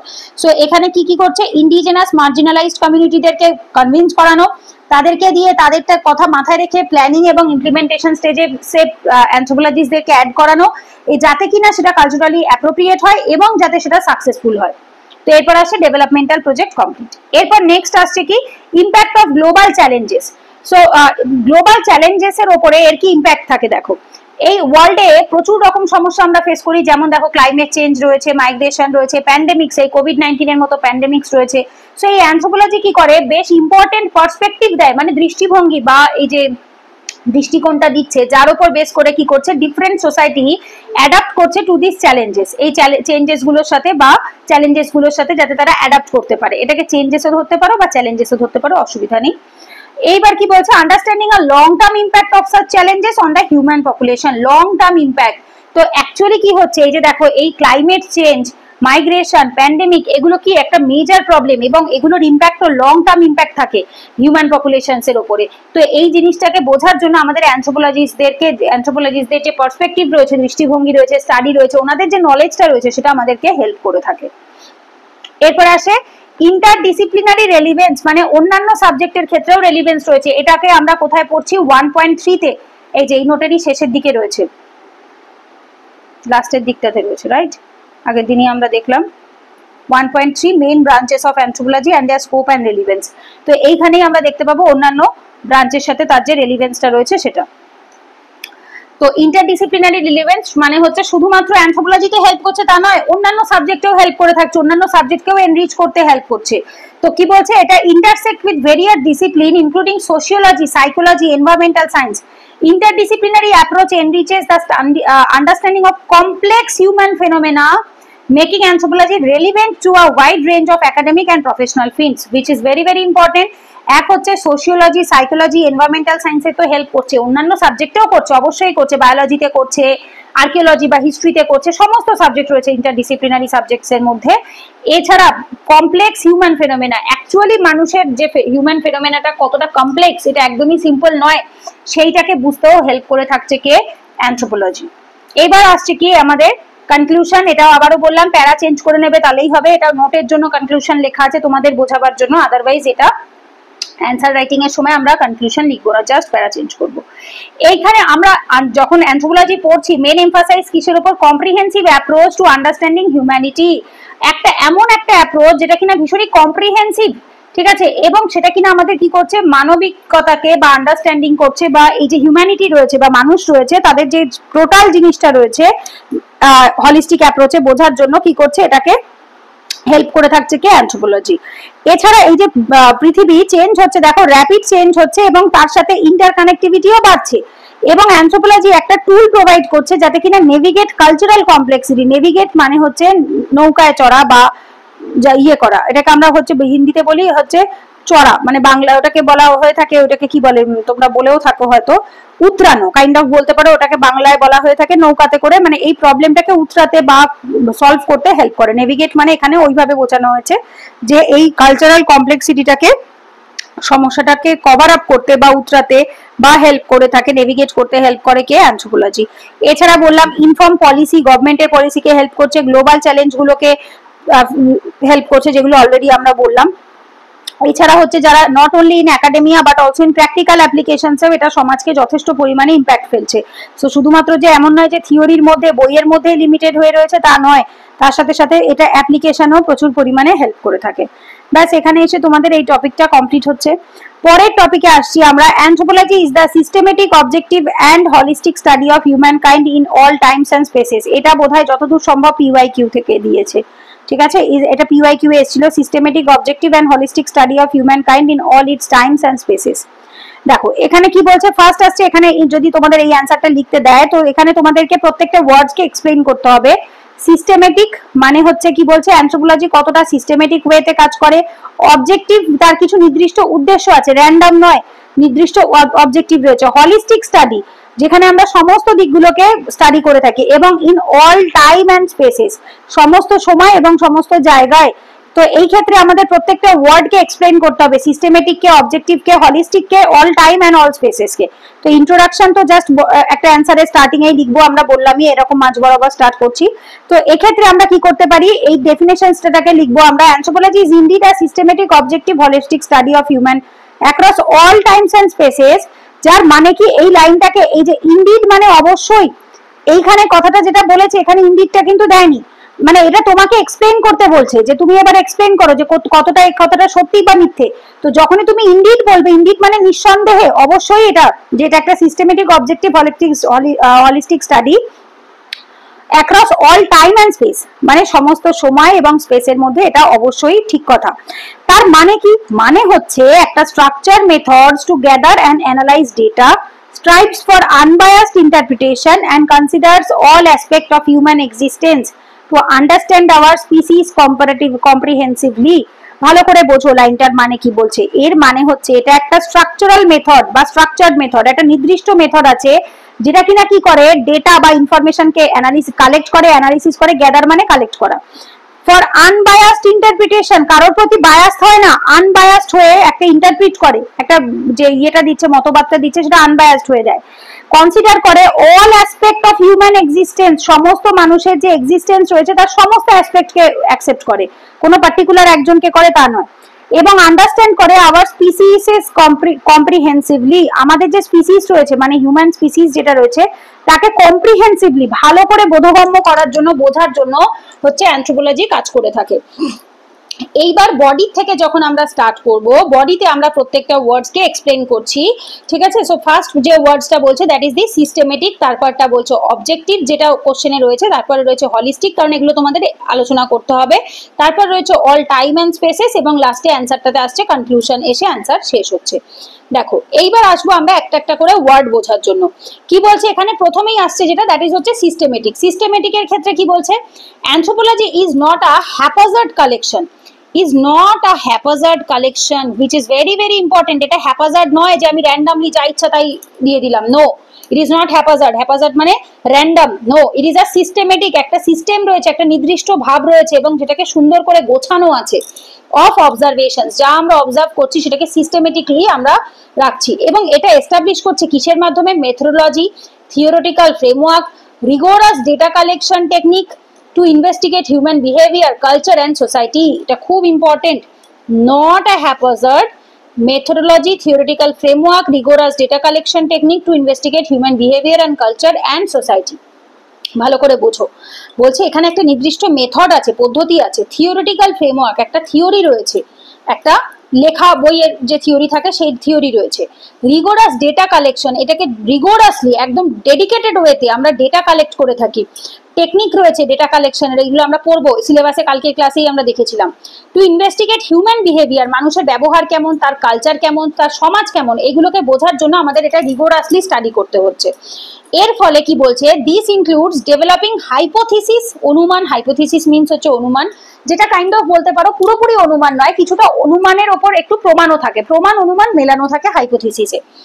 এমপ্লয়িং সায়েন্টিফিক মেথড, আমরা বেশ কিছু সায়েন্টিফিক মেথডকে এমপ্লয় করছি, কাজে লাগাচ্ছি। মিটিকিউলাসলি ডকুমেন্টিং ফাইন্ডিং, এবং আমরা যে ফাইন্ডিং গুলো পাচ্ছি সেটাকে আমরা কি করছি, ডকুমেন্ট করছি, একটা জায়গাতে অ্যাড অন করেও রাখছি। তো এরপরে এক্সাম্পলে কি বলছে দেখো, যারা আর্কিওলজিস্ট রয়েছে তারা সিস্টেমেটিক এক্সকাভেশন টেকনিক ইউজ করে থাকছে এখানে। Uncover and analyse past society, তাদের পুরোনো যে সমাজ ছিল সেটাকে আনকভার করা মানে খুঁজে বার করা, স্টাডি করা এবং অ্যানালাইজ করা। while cultural anthropologists use fieldwork method to study contemporary cultures। তো যারা কালচারাল অ্যানথ্রোপোলজিস্ট রয়েছে তারা কি করে থাকে, ফিল্ড ওয়ার্ক মেথডটাকে কাজে লাগিয়ে তারা কন্টেম্পোরারি কালচারকে বোঝে। তার মানে কি কি পাচ্ছি আমরা এখান থেকে, আমরা হাইপোথিসিস প্রোভাইড করছি, সায়েন্টিফিক মেথডস পাচ্ছি, ডকুমেন্ট করছি যে ফাইন্ডিংটা পাচ্ছি, যার মাধ্যমে আমরা কি করছি, আমরা তাদের আনকভার করছি বা রিভিল করছি, খুঁজছি কোনটাকে, তাদের পাস্ট সোসাইটিকে, এবং ফিল্ড ওয়ার্কের মাধ্যমে আমরা কন্টেম্পোরারি কালচারকে স্টাডি করছি। তো এইভাবে টোটাল আমরা একটা নির্দিষ্ট ভাবে, আমরা একটা নির্দিষ্ট পদ্ধতিতে, দেয়ার ইজ আ পদ্ধতি, র্যান্ডম ভাবে নয়, ঠিক আছে। সো একটা পদ্ধতি ফলো করে, একটা সিস্টেমেটিক পদ্ধতি ভাবে ফলো করে আমরা কি করছি, অ্যানথ্রোপোলজি পাচ্ছি। তারপর আসছে কি অবজেক্টিভ, এবার কিছু উদ্দেশ্য আছে, অবজেক্টিভ আছে, বিনা কারণে অ্যানথ্রোপোলজি অবশ্যই করা হয় না। কি কারণে? Minimise the bias in research analysis, এইটা হচ্ছে মেন উদ্দেশ্য, which is very very important. কেন? বিকজ যখন ব্রিটিশরা, জাস্ট আ সেকেন্ড, হ্যাঁ, ব্রিটিশরা যখন, স্পেশালি ব্রিটিশ অ্যানথ্রোপোলজিস্ট বা কলোনিয়াল অ্যানথ্রোপোলজিস্ট যখন আমরা দেখতে পাচ্ছি, এই কলোনিয়াল অ্যানথ্রোপোলজিস্টরা actually they were more biased. তাদের বক্তব্য ছিল এই সমস্ত কিছু স্টার্ট হয়েছে তাদের ওখান থেকে, এবং এইভাবে করে সব জায়গায় ছড়িয়েছে আস্তে আস্তে, বা চুইয়ে চুইয়ে পড়েছে, এরকম কনসেপ্টে তারা বিশ্বাসী ছিল। বাট পরের দিকে অ্যানথ্রোপোলজিস্টরা এসে বোঝালো যে না, এটা ভুল ধারণা। এই যে কালচার রয়েছে, কালচার সমস্ত জায়গাতে এক এক জায়গায় এক এক রকম পয়েন্ট অফ ভিউয়ে তৈরি হয়েছে। তো সুতরাং এই বায়াসনেসটাকে কমাবার জন্য রিসার্চ অ্যানালিসিসের মধ্যে, সেই জন্য অ্যানথ্রোপোলজিস্টরা এত কাজ করছে, বা অ্যানথ্রোপোলজির উদ্দেশ্যই হচ্ছে এটা। এইবার এদের যে অ্যাকচুয়াল উদ্দেশ্যটা রয়েছে, গোলটা রয়েছে, সেটা বোঝার জন্য আমাদেরকে কি করতে হবে? Researchers perspective can influence their work. রিসার্চার্সদের যে পার্সপেক্টিভ রয়েছে সেটা তাদের কাজকে ইনফ্লুয়েন্স করে থাকে। সো যার ফলে কি হচ্ছে? ইম্পার্শিয়ালিটি, ইউজিং ক্লিয়ার ডেফিনেশন, ঠিক আছে? তার সাথে কি বলছে? Employing triangulation of data sources using multiple sources of verify findings and critically examine their own biases. This ensures that interpretations are accurate and fair as possible, which is very very important. Basically বুঝতে হবে, একটা জিনিস খেয়াল করবে, যে যেমন, ঠিক আছে, তো সে কি করে সেই রকম পয়েন্ট অফ ভিউ থেকেই লিখে থাকে। তার মানে কি? সে বায়াসনেস থেকে লেখে, ঠিক আছে? সে একটু কি হয়ে থাকে? বায়াস হয়ে থাকে, মানে পক্ষপাতিত্ব করে থাকে। তো এইটাকে কমাবার জন্য, যাতে তারা ইম্পার্শিয়ালি, এই যে ইম্পার্শিয়ালিটি, ইউজিং ক্লিয়ার ডেফিনেশন, নির্দিষ্ট একদম সংজ্ঞা দিয়ে দিয়েছে। এমপ্লয়িং ট্রায়াঙ্গুলেশন অফ ডেটার সোর্সেস, ট্রায়াঙ্গুলেশন, তিনটে পদ্ধতিতে ডেটার সোর্স আসছে। কোথা থেকে? Using multiple source to verify findings. একটা নয়, দুটো তিনটে সোর্স থেকে, মাল্টিপল সোর্স থেকে ভেরিফাই করা হচ্ছে ফাইন্ডিংস গুলোকে, এবং ক্রিটিক্যালি এক্সামাইন করা হচ্ছে তাদের ওন বায়াস গুলোকে, যে তারা কেন পার্টিকুলার একটা জিনিসের প্রতি পক্ষপাতিত্ব করলো। আচ্ছা, তার মানে এই ব্যাপার যে তাদের এই তারা নিজেরা যেহেতু এই কালচার থেকে বিলং করে, এই সেকশন থেকে বিলং করে, that's why they are more bias towards them. এইটা বোঝার জন্য ইন্টারপ্রিটেশনসটা যাতে আনবায়াসড হয়, অ্যাজ ফেয়ার অ্যাজ পসিবল হয়, মানে যতটা অ্যাকিউরেট এবং যতটা ফেয়ার হওয়া সম্ভব ততটা যেন হয়, সেই উদ্দেশ্যে কি করা হয়েছে? এই অবজেক্টিভটা অ্যানথ্রোপোলজির এসছে, বা বলতে পারো উদ্দেশ্য কি অ্যানথ্রোপোলজির, যাতে কিনা কারোর প্রতি বায়াসনেস থেকে কোনো রকম কিছু না দেওয়া হয়। এরপরে বলছে কি? হলিস্টিক। হলিস্টিক বললে সমস্ত রকম কভার করাকে বোঝানো হয়ে থাকে। বলছে কি যে হিউম্যানস আর কমপ্লেক্স বিং। অবশ্যই মানুষ তো একদমই সিম্পল নয়, মানুষের মতো ঘজঘটে কমপ্লিকেটেড আর কিচ্ছু নেই, যে কিনা শেপড হয়েছে biological, social, cultural, historical factors, অনেকগুলো কারণ নিয়ে অ্যাকচুয়ালি মানুষ তৈরি হয়েছে, একটা দুটো দিক থেকে নয়। সো এই যে হলিস্টিক অ্যাপ্রোচ যেটা রয়েছে না, এইটা কি করে থাকে অ্যানথ্রোপোলজিস্টরা? এই ডাইমেনশন গুলোকে স্টাডি করে, প্রত্যেকটা phenomena, dimensions when studying human phenomena, মানে all these aspect, all these dimensions, সমস্ত ডাইমেনশনকে এরা স্টাডি করে। লাইক ধরো বায়োলজিক্যাল দেখবে, সোশ্যাল দেখবে, কালচারাল দেখবে, হিস্টোরিক্যাল ফ্যাক্টরস দেখবে, এই টোটালটা অল দিস ডাইমেনশনসকে যখন তারা স্টাডি করবে তখন সেটাকে হলিস্টিক অ্যাপ্রোচ বলা হবে। এইবার এইখানে দেখো কি বলছে, এই যে culture, particular culture practice, an anthropologist might consider biological needs of the people, the social structure that support the practice, the historical context in which it developed. The comprehensive perspective is crucial for a nuanced understanding of human behavior. nuanced understanding of human behavior মানে কি? ভালো করে বোঝো। বলছে example দিয়ে বোঝাচ্ছে, যখন আমরা নির্দিষ্ট একটা কালচারকে স্টাডি করছি, সেই সময় যে অ্যানথ্রোপোলজিস্ট থাকে তিনি সেখানকার বায়োলজিক্যাল নিডটাকে বুঝতে পারেন, সামাজিক স্ট্রাকচারটাকে বুঝতে পারেন, সাপোর্ট করতে পারেন সেই প্র্যাকটিসটাকে, হিস্টোরিক্যাল কনটেক্সট, কেন এটা হয়ে আসছে, এটা বংশ পরম্পরায় বা জেনারেশন ওয়াইজ এটা চলে আসছে, সেটাকে উনি দেখে থাকছেন, দেখে একটা কম্প্রিহেন্সিভ পার্সপেক্টিভ দিচ্ছেন, একটা নির্দিষ্ট, একটা সিঙ্গেল নয়, একটা বোধগম্য পার্সপেক্টিভ, যেখানে সমস্ত স্টাডিটাকে, সমস্ত হলিস্টিক অ্যাপ্রোচটাকে কভার করা হচ্ছে, যাতে কিনা হিউম্যান বিহেভিয়ারকে বোঝা যায়। কারণ তুমি যদি একটা পয়েন্টকে বা একটা জায়গাকে নেগলেক্ট করো বা বাদ দাও, তাহলে কি হবে? আমাদের মিস ইন্টারপ্রিটেশন হয়ে যাবে। বোঝা গেছে? সো এই টোটালটাকে বলা হয়ে থাকে হচ্ছে হলিস্টিক অ্যাপ্রোচ, যেটা কিনা সম্পূর্ণ জিনিসটাকে বুঝতে হেল্প করে। এরপর আসছে কি? All Times and spaces. দেখো ভালো করে এটা বুঝতে হবে আমাদেরকে, অল টাইমস অ্যান্ড স্পেস বলতে কি বোঝানো হয়? সমস্ত টাইমে, সমস্ত স্পেসে, মানে কি? এমন নয় যে, ভালো করে বোঝো, ইউরোপে আগে এসছে, ধরো যারা ছিল ইউরোপ, মানে কলোনিয়াল অ্যানথ্রোপোলজিস্ট ছিল, তারা ফার্স্টের দিকে আর্লি পিরিয়ডে তারা মনে করতো ইউরোপ হচ্ছে ইজ দ্য সোর্স, ঠিক আছে? এইবার এখান থেকে চারিদিকে ডিফিউজড হয়েছে, চারিদিকে ছড়িয়েছে কালচার। কেউ মনে করতে আফ্রিকা থেকে আগে এসছে, বাট না, অ্যানথ্রোপোলজিস্টরা পরের দিকে তারা কি বললো যে না, একই টাইমে একই মানে অন্যান্য জায়গায় অল টাইমে অল স্পেসেসে সমস্ত জায়গায় সমস্ত স্পেসে একই টাইমে আলাদা আলাদা কালচার ইভলভ হয়েছে, আলাদা আলাদা জাতির মানুষ এসছে। তার মানে এই নয় যে কেউ সুপিরিয়ার কেউ ইনফিরিয়ার, কারোর থেকে বাকিদের উৎপত্তি হয়েছে, একদমই নয়। বলছে কি anthropology is not limited to a particular time period or geographical location. anthropology নির্দিষ্ট একটা জায়গার মধ্যে একটা লোকেশনের মধ্যে নির্দিষ্ট নয় বা পার্টিকুলারলি ওর ভেতরে আবদ্ধ নয়।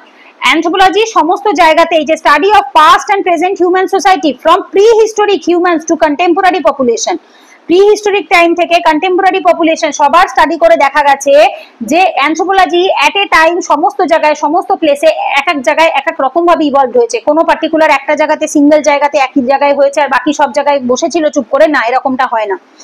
এর ফলে কি হয়েছে, অ্যালাউ করা হয়েছে অ্যানথ্রোপোলজিস্টদেরকে to compare and contrast human society, সমাজকে এরা কম্পেয়ার করেছে, কন্ট্রাস্ট করেছে, কোথায় পার্থক্য রয়েছে human society across different context, আলাদা আলাদা কনটেক্সটে, এবং রিভিল করেছে যে প্যাটার্ন এবং variation in the human behaviour, মানুষের ব্যবহারের মধ্যে কিরকম প্যাটার্ন রয়েছে, কিরকম চেঞ্জেস রয়েছে, কালচার রয়েছে, সেটাকে বোঝার জন্য।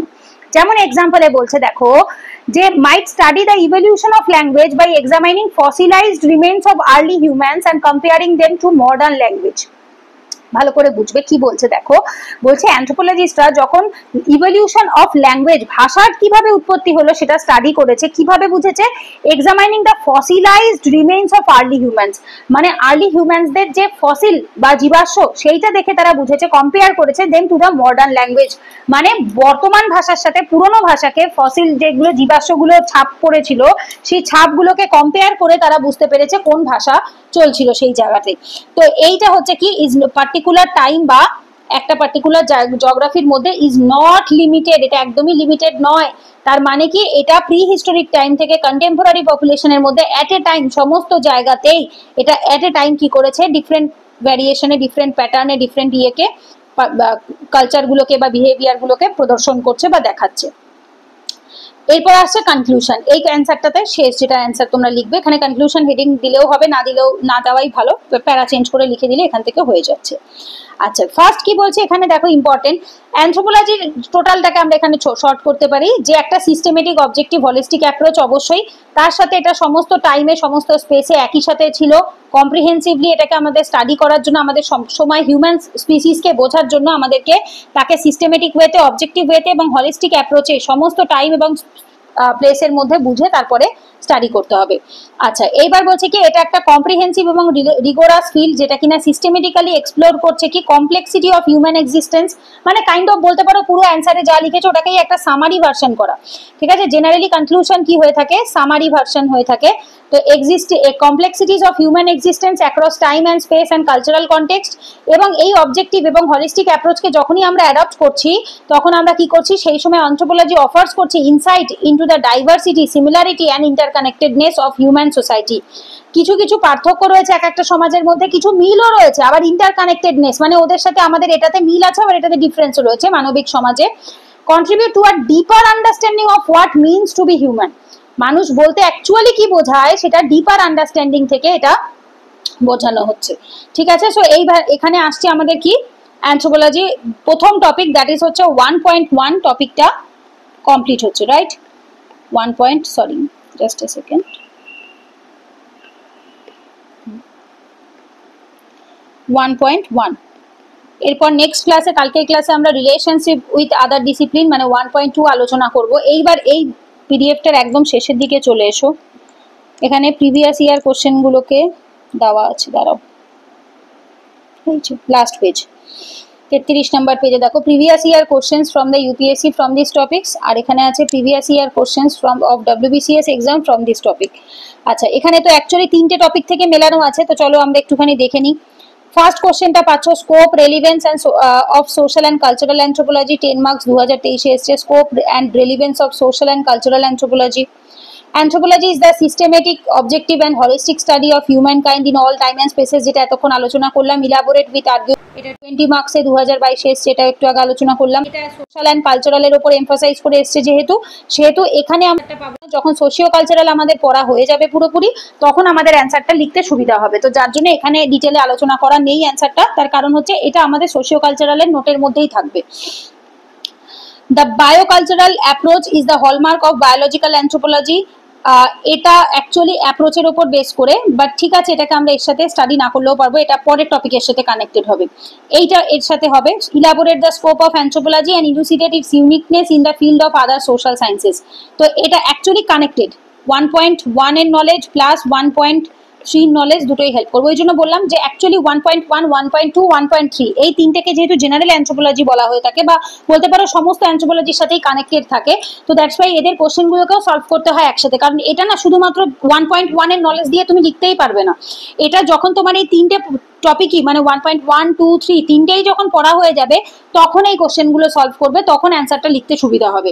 যেমন এই যে বায়োকালচারাল অ্যাপ্রোচ যেটা রয়েছে, এটার সাথে তোমার বায়োলজিক্যাল প্লাস কালচারাল নলেজেরও দরকার আছে। একদম উইদাউট নলেজ তুমি এটার অ্যান্সার লিখতে পারবে না, যে যতদিন আমাদের বায়োকালচারাল পড়া হচ্ছে তো লেখা একটু ডিফিকাল্ট হবে। এই যে major branches of linguistic anthropology, এগুলো অবশ্যই আমরা পরে দেখবো, মানে এর ভেতরেই ওই 1.3 তে রয়েছে। তারপরে রয়েছে হচ্ছে তোমার রিলেশনশিপ বিটুইন লিঙ্গুইস্টিক, এটাও 1.3 তে রয়েছে, এগুলো আমরা পরে আসছি। রেলিভেন্স অফ অ্যানথ্রোপোলজি একটু আগেই দেখলাম, এই যে রেলিভেন্স অফ অ্যানথ্রোপোলজি 2018 10 মার্কের question. Define anthropology, describe major branches of anthropology elaborating one branch. এই দেখো ডিফাইন অ্যানথ্রোপোলজি কোথায় রয়েছে, 1.1 এ রয়েছে, আর মেজর ব্রাঞ্চেস অফ অ্যানথ্রোপোলজি কোথায় রয়েছে, 1.3 তে রয়েছে। ওই জন্য বললাম যে এটা আমাদের মিলিত নলেজ দিয়ে লিখতে হবে, একটা পার্টিকুলার পয়েন্ট পরেই আমরা অ্যান্সার লিখতে পারবো না, এটা 2017-তে। Difference between social anthropology sociology, এটা কোথায় পাবো আমরা, 1.3 তে। আর্কিওলজিক্যাল অ্যানথ্রোপোলজি, এটাও 1.3 তে। মেজর সাবডিভিশন অফ অ্যানথ্রোপোলজি, সাবডিভিশনস গুলো 1.3 তে। ঠিক আছে, সো মোটামুটি এখানে আর আচ্ছা মাঝখানে আর কিছু বাদ গেছে নাকি দেখছি, একটা কোশ্চেন বোধহয় বাদ গেছে। How can synergising the core branches of anthropology reinvigorate the holistic approach of the discipline. এটা মোটামুটি 1.1, 1.2 সবগুলোই লাগবে, 1.3 সবকটার নলেজ থেকেই আমরা লিখতে পারবো। কারণ একটা শুধু 1.1 লিখে যদি অ্যান্সার লেখো না, তাহলে অ্যান্সারটা ইনকমপ্লিট নলেজ থাকবে, কারণ এখানে শুধুমাত্র তাদের ডেফিনেশন জানতে চেয়েছে তা নয়, অন্যান্য ব্রাঞ্চের সাথেও এটাকে কম্পেয়ার করে লিখতে বলছে। সো দ্যাটস ওয়াই 1.2, 1.3 পড়া অবধি আমাদের ওয়েট করতে হবে। আচ্ছা, আরেকটা জিনিস, সেটা হচ্ছে আজকে হচ্ছে মঙ্গলবার, বুধবারে ওয়েডনেসডেতে তোমাদের 1.2 হয়ে যাচ্ছে, থার্সডেতে তোমাদের 1.3 হয়ে যাচ্ছে। তারপর তোমরা ছুটি পাচ্ছ Friday Saturday, Friday Saturday Sunday, Friday Saturday Sunday তোমাদের, ফ্রাইডে আর স্যাটারডে তো জিএস এর ক্লাস হয়, দ্যাটস ওয়াই তোমাদের ফ্রাইডে স্যাটারডে অফ থাকবে, অপশনাল ক্লাস, আর সানডে তো এমনি ছুটি থাকছে। তো এই যে 3টে দিন পাচ্ছ, এই 3টে দিনের মধ্যে তোমাদের হোমওয়ার্ক হচ্ছে এই 3টে পয়েন্টকে 1.1, 2, 3 এই যে পিডিএফটা রয়েছে 33টা পেজের পিডিএফ, যার মধ্যে 32টা পেজ মতো নোট আছে, আর লাস্ট পেজটাতে কোশ্চেন রয়েছে, এটাকে মুখস্থ করে ফেলা যতটা পসিবল হয়। এমন কিছু কঠিন নয়, অনেক সহজ ভাষায় লেখা রয়েছে, রিপিটেটিভ আছে অনেক লাইন, কনসেপ্টও অনেক রিপিটেটিভ আছে, তো সেক্ষেত্রে অসুবিধা হওয়ার কথা নয়। এইটা তোমরা চেষ্টা করবে শুক্র শনিবারের মধ্যে, বা এই আস্তে আস্তে যেভাবে আমি ক্লাস করাচ্ছি তার সাথে সাথে তো পড়ো, বাট ফাইনাল রিভিশনটা এই সপ্তাহের রবিবারের মধ্যে কমপ্লিট করে ফেলবে। মানে কি, সপ্তাহে 4 দিনে যেটুকু পড়াচ্ছি, যারা স্পেশালি 2026-এ এক্সাম দেবে, আবারও বলছি যারা 26-এ এক্সাম দেবে, হাতে সময় খুব কম, তো হাতের এই যে টাইমটুকু রয়েছে এর মধ্যে এই সপ্তাহের পড়াটা সপ্তাহে করে ফেলবে, 4 দিনের পড়াটা 7 দিনের মধ্যে যেন কমপ্লিট হয়ে যায়। মানে সামনের সোমবার থেকে যখন আবার নতুন টপিক আমি ধরবো, তখন যেন তোমরা ওই সপ্তাহে ওই পড়াটা স্টার্ট করে দিতে পারো, রবিবার থেকে যেন তোমার রবিবারের মধ্যে যেন সানডে রাতের মধ্যে 1.3 যেন রিভিশন কমপ্লিট হয়ে যায়। অ্যান্সার রাইটিং না হলেও চলবে, অ্যান্সার রাইটিং লেখার সুযোগ পাবে পরে, বাট যদি পসিবল হয় মুখস্থটা অন্তত কমপ্লিট করে ফেলতে হবে। আচ্ছা, এরপরে প্রিভিয়াস ইয়ার কোশ্চেন যেটা WBCS থেকে এসছে এই টপিকের উপর বেস করে, যেমন discuss the relevance of linguistic anthropology in the context of other discipline in humanity and social sciences, briefly state the methods of studying linguistic anthropology, state the distribution of linguistic family in India with at least 2 names of representative tribal groups for each linguistic group। দেখো এইবার বিষয়টা বোঝো, এটা একটা broad question, 10+10+10 মানে 30 নাম্বারের question, এবং এখানে তোমাদের সমস্ত কিছু হেল্প করবে। রেলিভেন্স অফ লিঙ্গুইস্টিক অ্যানথ্রোপোলজি কোথায় পাবে, 1.3 তে। এরপর discipline of humanity and science, disciplines in the humanity and science, এইটার সাথে যেটা পাচ্ছ 1.2 থেকে কিছুটা পাচ্ছ, সোশ্যাল সায়েন্সের সাথে হিউম্যানিটিস এর সাথে ডিসিপ্লিনটাকে আদার কনটেক্সটের সাথে কম্পেয়ার করতে হচ্ছে 1.2, 1.3 তে। এইবার পরের থেকে দেখো, briefly state the method of studying linguistic anthropology, এটা পাবে তোমরা প্রপার লিঙ্গুইস্টিক অ্যানথ্রোপোলজি যেখানে সিলেবাসে রয়েছে সেখানে। ডিস্ট্রিবিউশন অফ লিঙ্গুইস্টিক ফ্যামিলি কোথায় পাবে, এটা পেপার 2 এর রয়েছে, ঠিক আছে। ইন্ডিয়ার বলেছে এই যে in India with at least 2 names তো দুটো ট্রাইবাল গ্রুপের নাম যারা দুটো ডিফারেন্ট ভাষা বলে তাদেরটা আমাদের আলোচনা করতে হবে। তার মানে বোঝা গেছে সো পেপারের মধ্যেও ইন্টারলিঙ্কিং হয়, টপিকের মধ্যে সিলেবাসের টপিকের মধ্যেও ইন্টারলিঙ্কিং হয়। তো এমন নয় যে আমাদের একবার এটা পড়া হয়ে গেলে আমরা সমস্ত কোশ্চেন সলভ করতে পারবো, অপেক্ষা করতে হবে ফুল সিলেবাস কমপ্লিট হওয়া অবধি। যতক্ষণ না সেটা হচ্ছে ততক্ষণ অবধি ইন্টারলিঙ্কিং করাটা পসিবল হয় না। Define linguistic anthropology and discuss its importance in anthropology. Give an account of linguistic groups of India and their distributions with suitable example of two ethnic population from each of the linguistic group. Write a note on variation of the head shape of any of the linguistic groups of India. দেখো এবার ব্যাপারটা এই কোশ্চেনটার মধ্যে এমন কিছু difference নেই।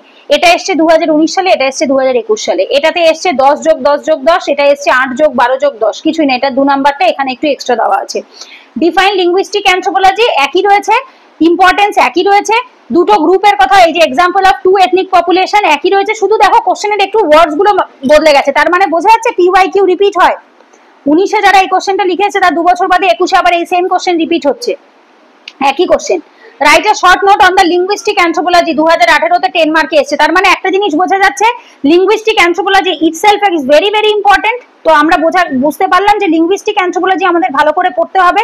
কেন previous year question আমরা সলভ করব, তাহলে ইজিলি বুঝতে পারবো যে কোন কোশ্চেনগুলো পরীক্ষাতে বেশি পরিমাণে আসছে। দেখো WBCS ইটসেলফে 2018, 19, 21 3 বছরের মধ্যে, কারণ 22-এর অবধি বোধহয় লাস্ট মেন্স হয়েছে, 23-এর তো বোধহয় এখনো রেজাল্ট মেন্স হয়নি, তো সুতরাং 22 অবধি তোমরা বোধহয় কোশ্চেন পাবে।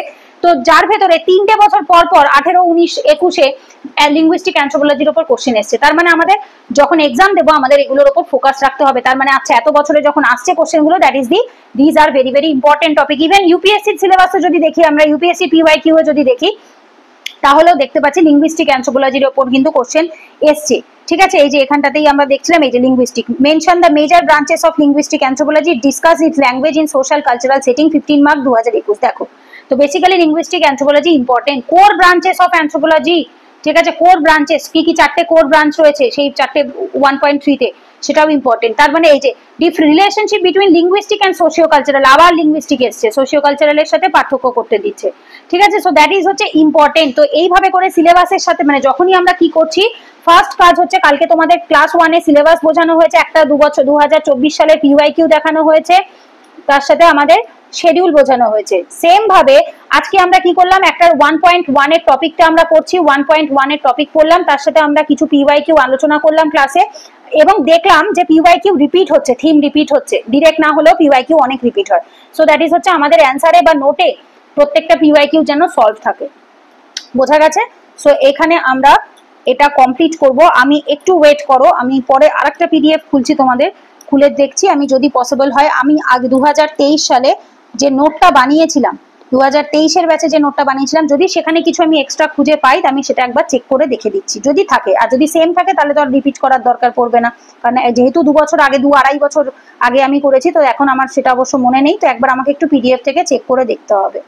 আচ্ছা দেখো, আমি তোমাদের যেটা বললাম সেটা হচ্ছে 2023 সালের ফার্স্ট অ্যানথ্রোপোলজি অপশনালের যে ব্যাচটা হয়েছিল ফেব্রুয়ারি মাসের, সেই ব্যাচটার যে নোটটা আমি প্রোভাইড করেছিলাম এটা হচ্ছে সেই নোটটা। এটার PDFটাও আমি তোমাদের গ্রুপে পাঠিয়ে দিয়েছি, তবে ওই ব্যাচটাতে নোটটা কমপ্লিট ছিল না। প্রথম অনেকগুলো ক্লাসের কমপ্লিট ছিল, বাট লাস্টের দিকে নোটগুলো আর কমপ্লিট হয়নি, যার জন্য আর সেই নোটগুলো নেইও প্রথমত, আর পুরোটা কমপ্লিট নেই। আর দ্বিতীয়ত হচ্ছে এই নোটগুলো আমি জানি না এখন আর কতটা রেলিভেন্ট হবে না হবে, যেহেতু বছর 2-2.5 বছর আগের বানানো। যাই হোক, তবু আমি একবার মিলিয়ে দিচ্ছি যা যা আমরা 1.1-এ পড়লাম, meaning, scope and development of anthropology. যদি কিছু এক্সট্রা এখান থেকে পাই একবার রিডিং পড়িয়ে মিলিয়ে দেবো, যদি নতুন কিছু থাকে ওই নোটের থেকে আলাদা তাহলে একবার দেখে নিতে পারবে। সেই জন্য হলিস্টিক স্টাডি পড়ে ফেলেছি, biological, socio cultural evolution of humans across time and space সব বুঝে গেছি। মানে হচ্ছে study of man in totality in terms of time and space পড়েছি। দুটো গ্রিক ওয়ার্ড থেকে এসছে, অ্যানথ্রোপোজ, এবং যার মানে হচ্ছে ম্যান, আর লোগোস মানে হচ্ছে স্টাডি অফ অর সায়েন্স। এটা কি হচ্ছে, so it is the science of man, right. এটা most comprehensive among all other social science, সমস্ত সোশ্যাল সায়েন্সের মধ্যে সব থেকে বেশি কম্প্রিহেন্সিভ। কেন? এটা সমস্ত সোশ্যাল সায়েন্সরা পার্টিকুলারলি একটা ওয়ান পার্টিকুলার অ্যাসপেক্টের সাথে ডিল করে, বাট অ্যানথ্রোপোলজি একটা হলিস্টিক অ্যাপ্রোচ অফ ম্যান, মানে এটা শুধুমাত্র একটা সাবজেক্ট নয়, সমস্ত কিছুকে স্টাডি করে থাকে, আবার past, present, both like pre history, contemporary society, সমস্ত কিছু। এখানে সাবজেক্ট ম্যাটার কি থাকে, আমাদের পাস্ট থাকে, প্রেজেন্ট থাকে, fur and near of human being, মানে আমাদের অতীত, আমাদের ভূত, বর্তমান, ভবিষ্যৎ সমস্ত কিছু, আমাদের সামনে যা আছে, পেছনে যা আছে, আগামী দিনে যা হবে সমস্ত কিছু। এছাড়া study of origin, nature, development of man. ঠিক আছে, অলমোস্ট সেমই আছে, আহামরি কিছু ডিফারেন্স নেই। এক একজনের লেখার পদ্ধতি এক এক রকম হয়, এটা আমার লেখার পদ্ধতি, ওটা সৌরভ স্যারের লেখার পদ্ধতি, যিনি তোমাদের এখন অ্যানথ্রোপোলজি অপশনালে যিনি নোট লিখছেন ওটা ওনার লেখার পদ্ধতি।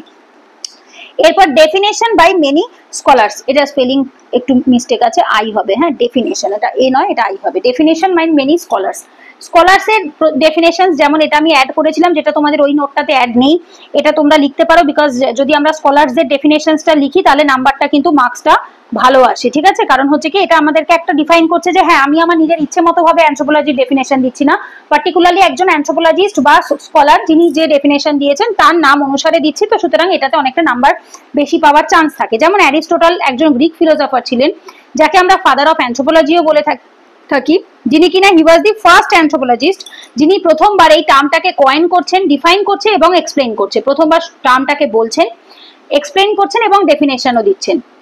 কি বলছেন দেখো, গসিপ, গসিপ মানে হচ্ছে গল্প করা, ঠিক আছে, right, gossip that revolves around man and anthropologist as the gossipers who talks about himself. বলছে গসিপ যেটা কিনা কিসের ভিত্তিতে, কিসের চারিপাশে ঘুরে বেড়ায়, দ্যাট ইজ হচ্ছে রিভলভস অ্যারাউন্ড দ্য ম্যান, মানুষকে ঘিরে। আর সেই অ্যানথ্রোপোলজিস্টরা হচ্ছে সেই গসিপার যারা কিনা তাদের নিজেদের সম্পর্কেই গল্প করতে পছন্দ করে। এটা কে বলছে? অ্যারিস্টটল।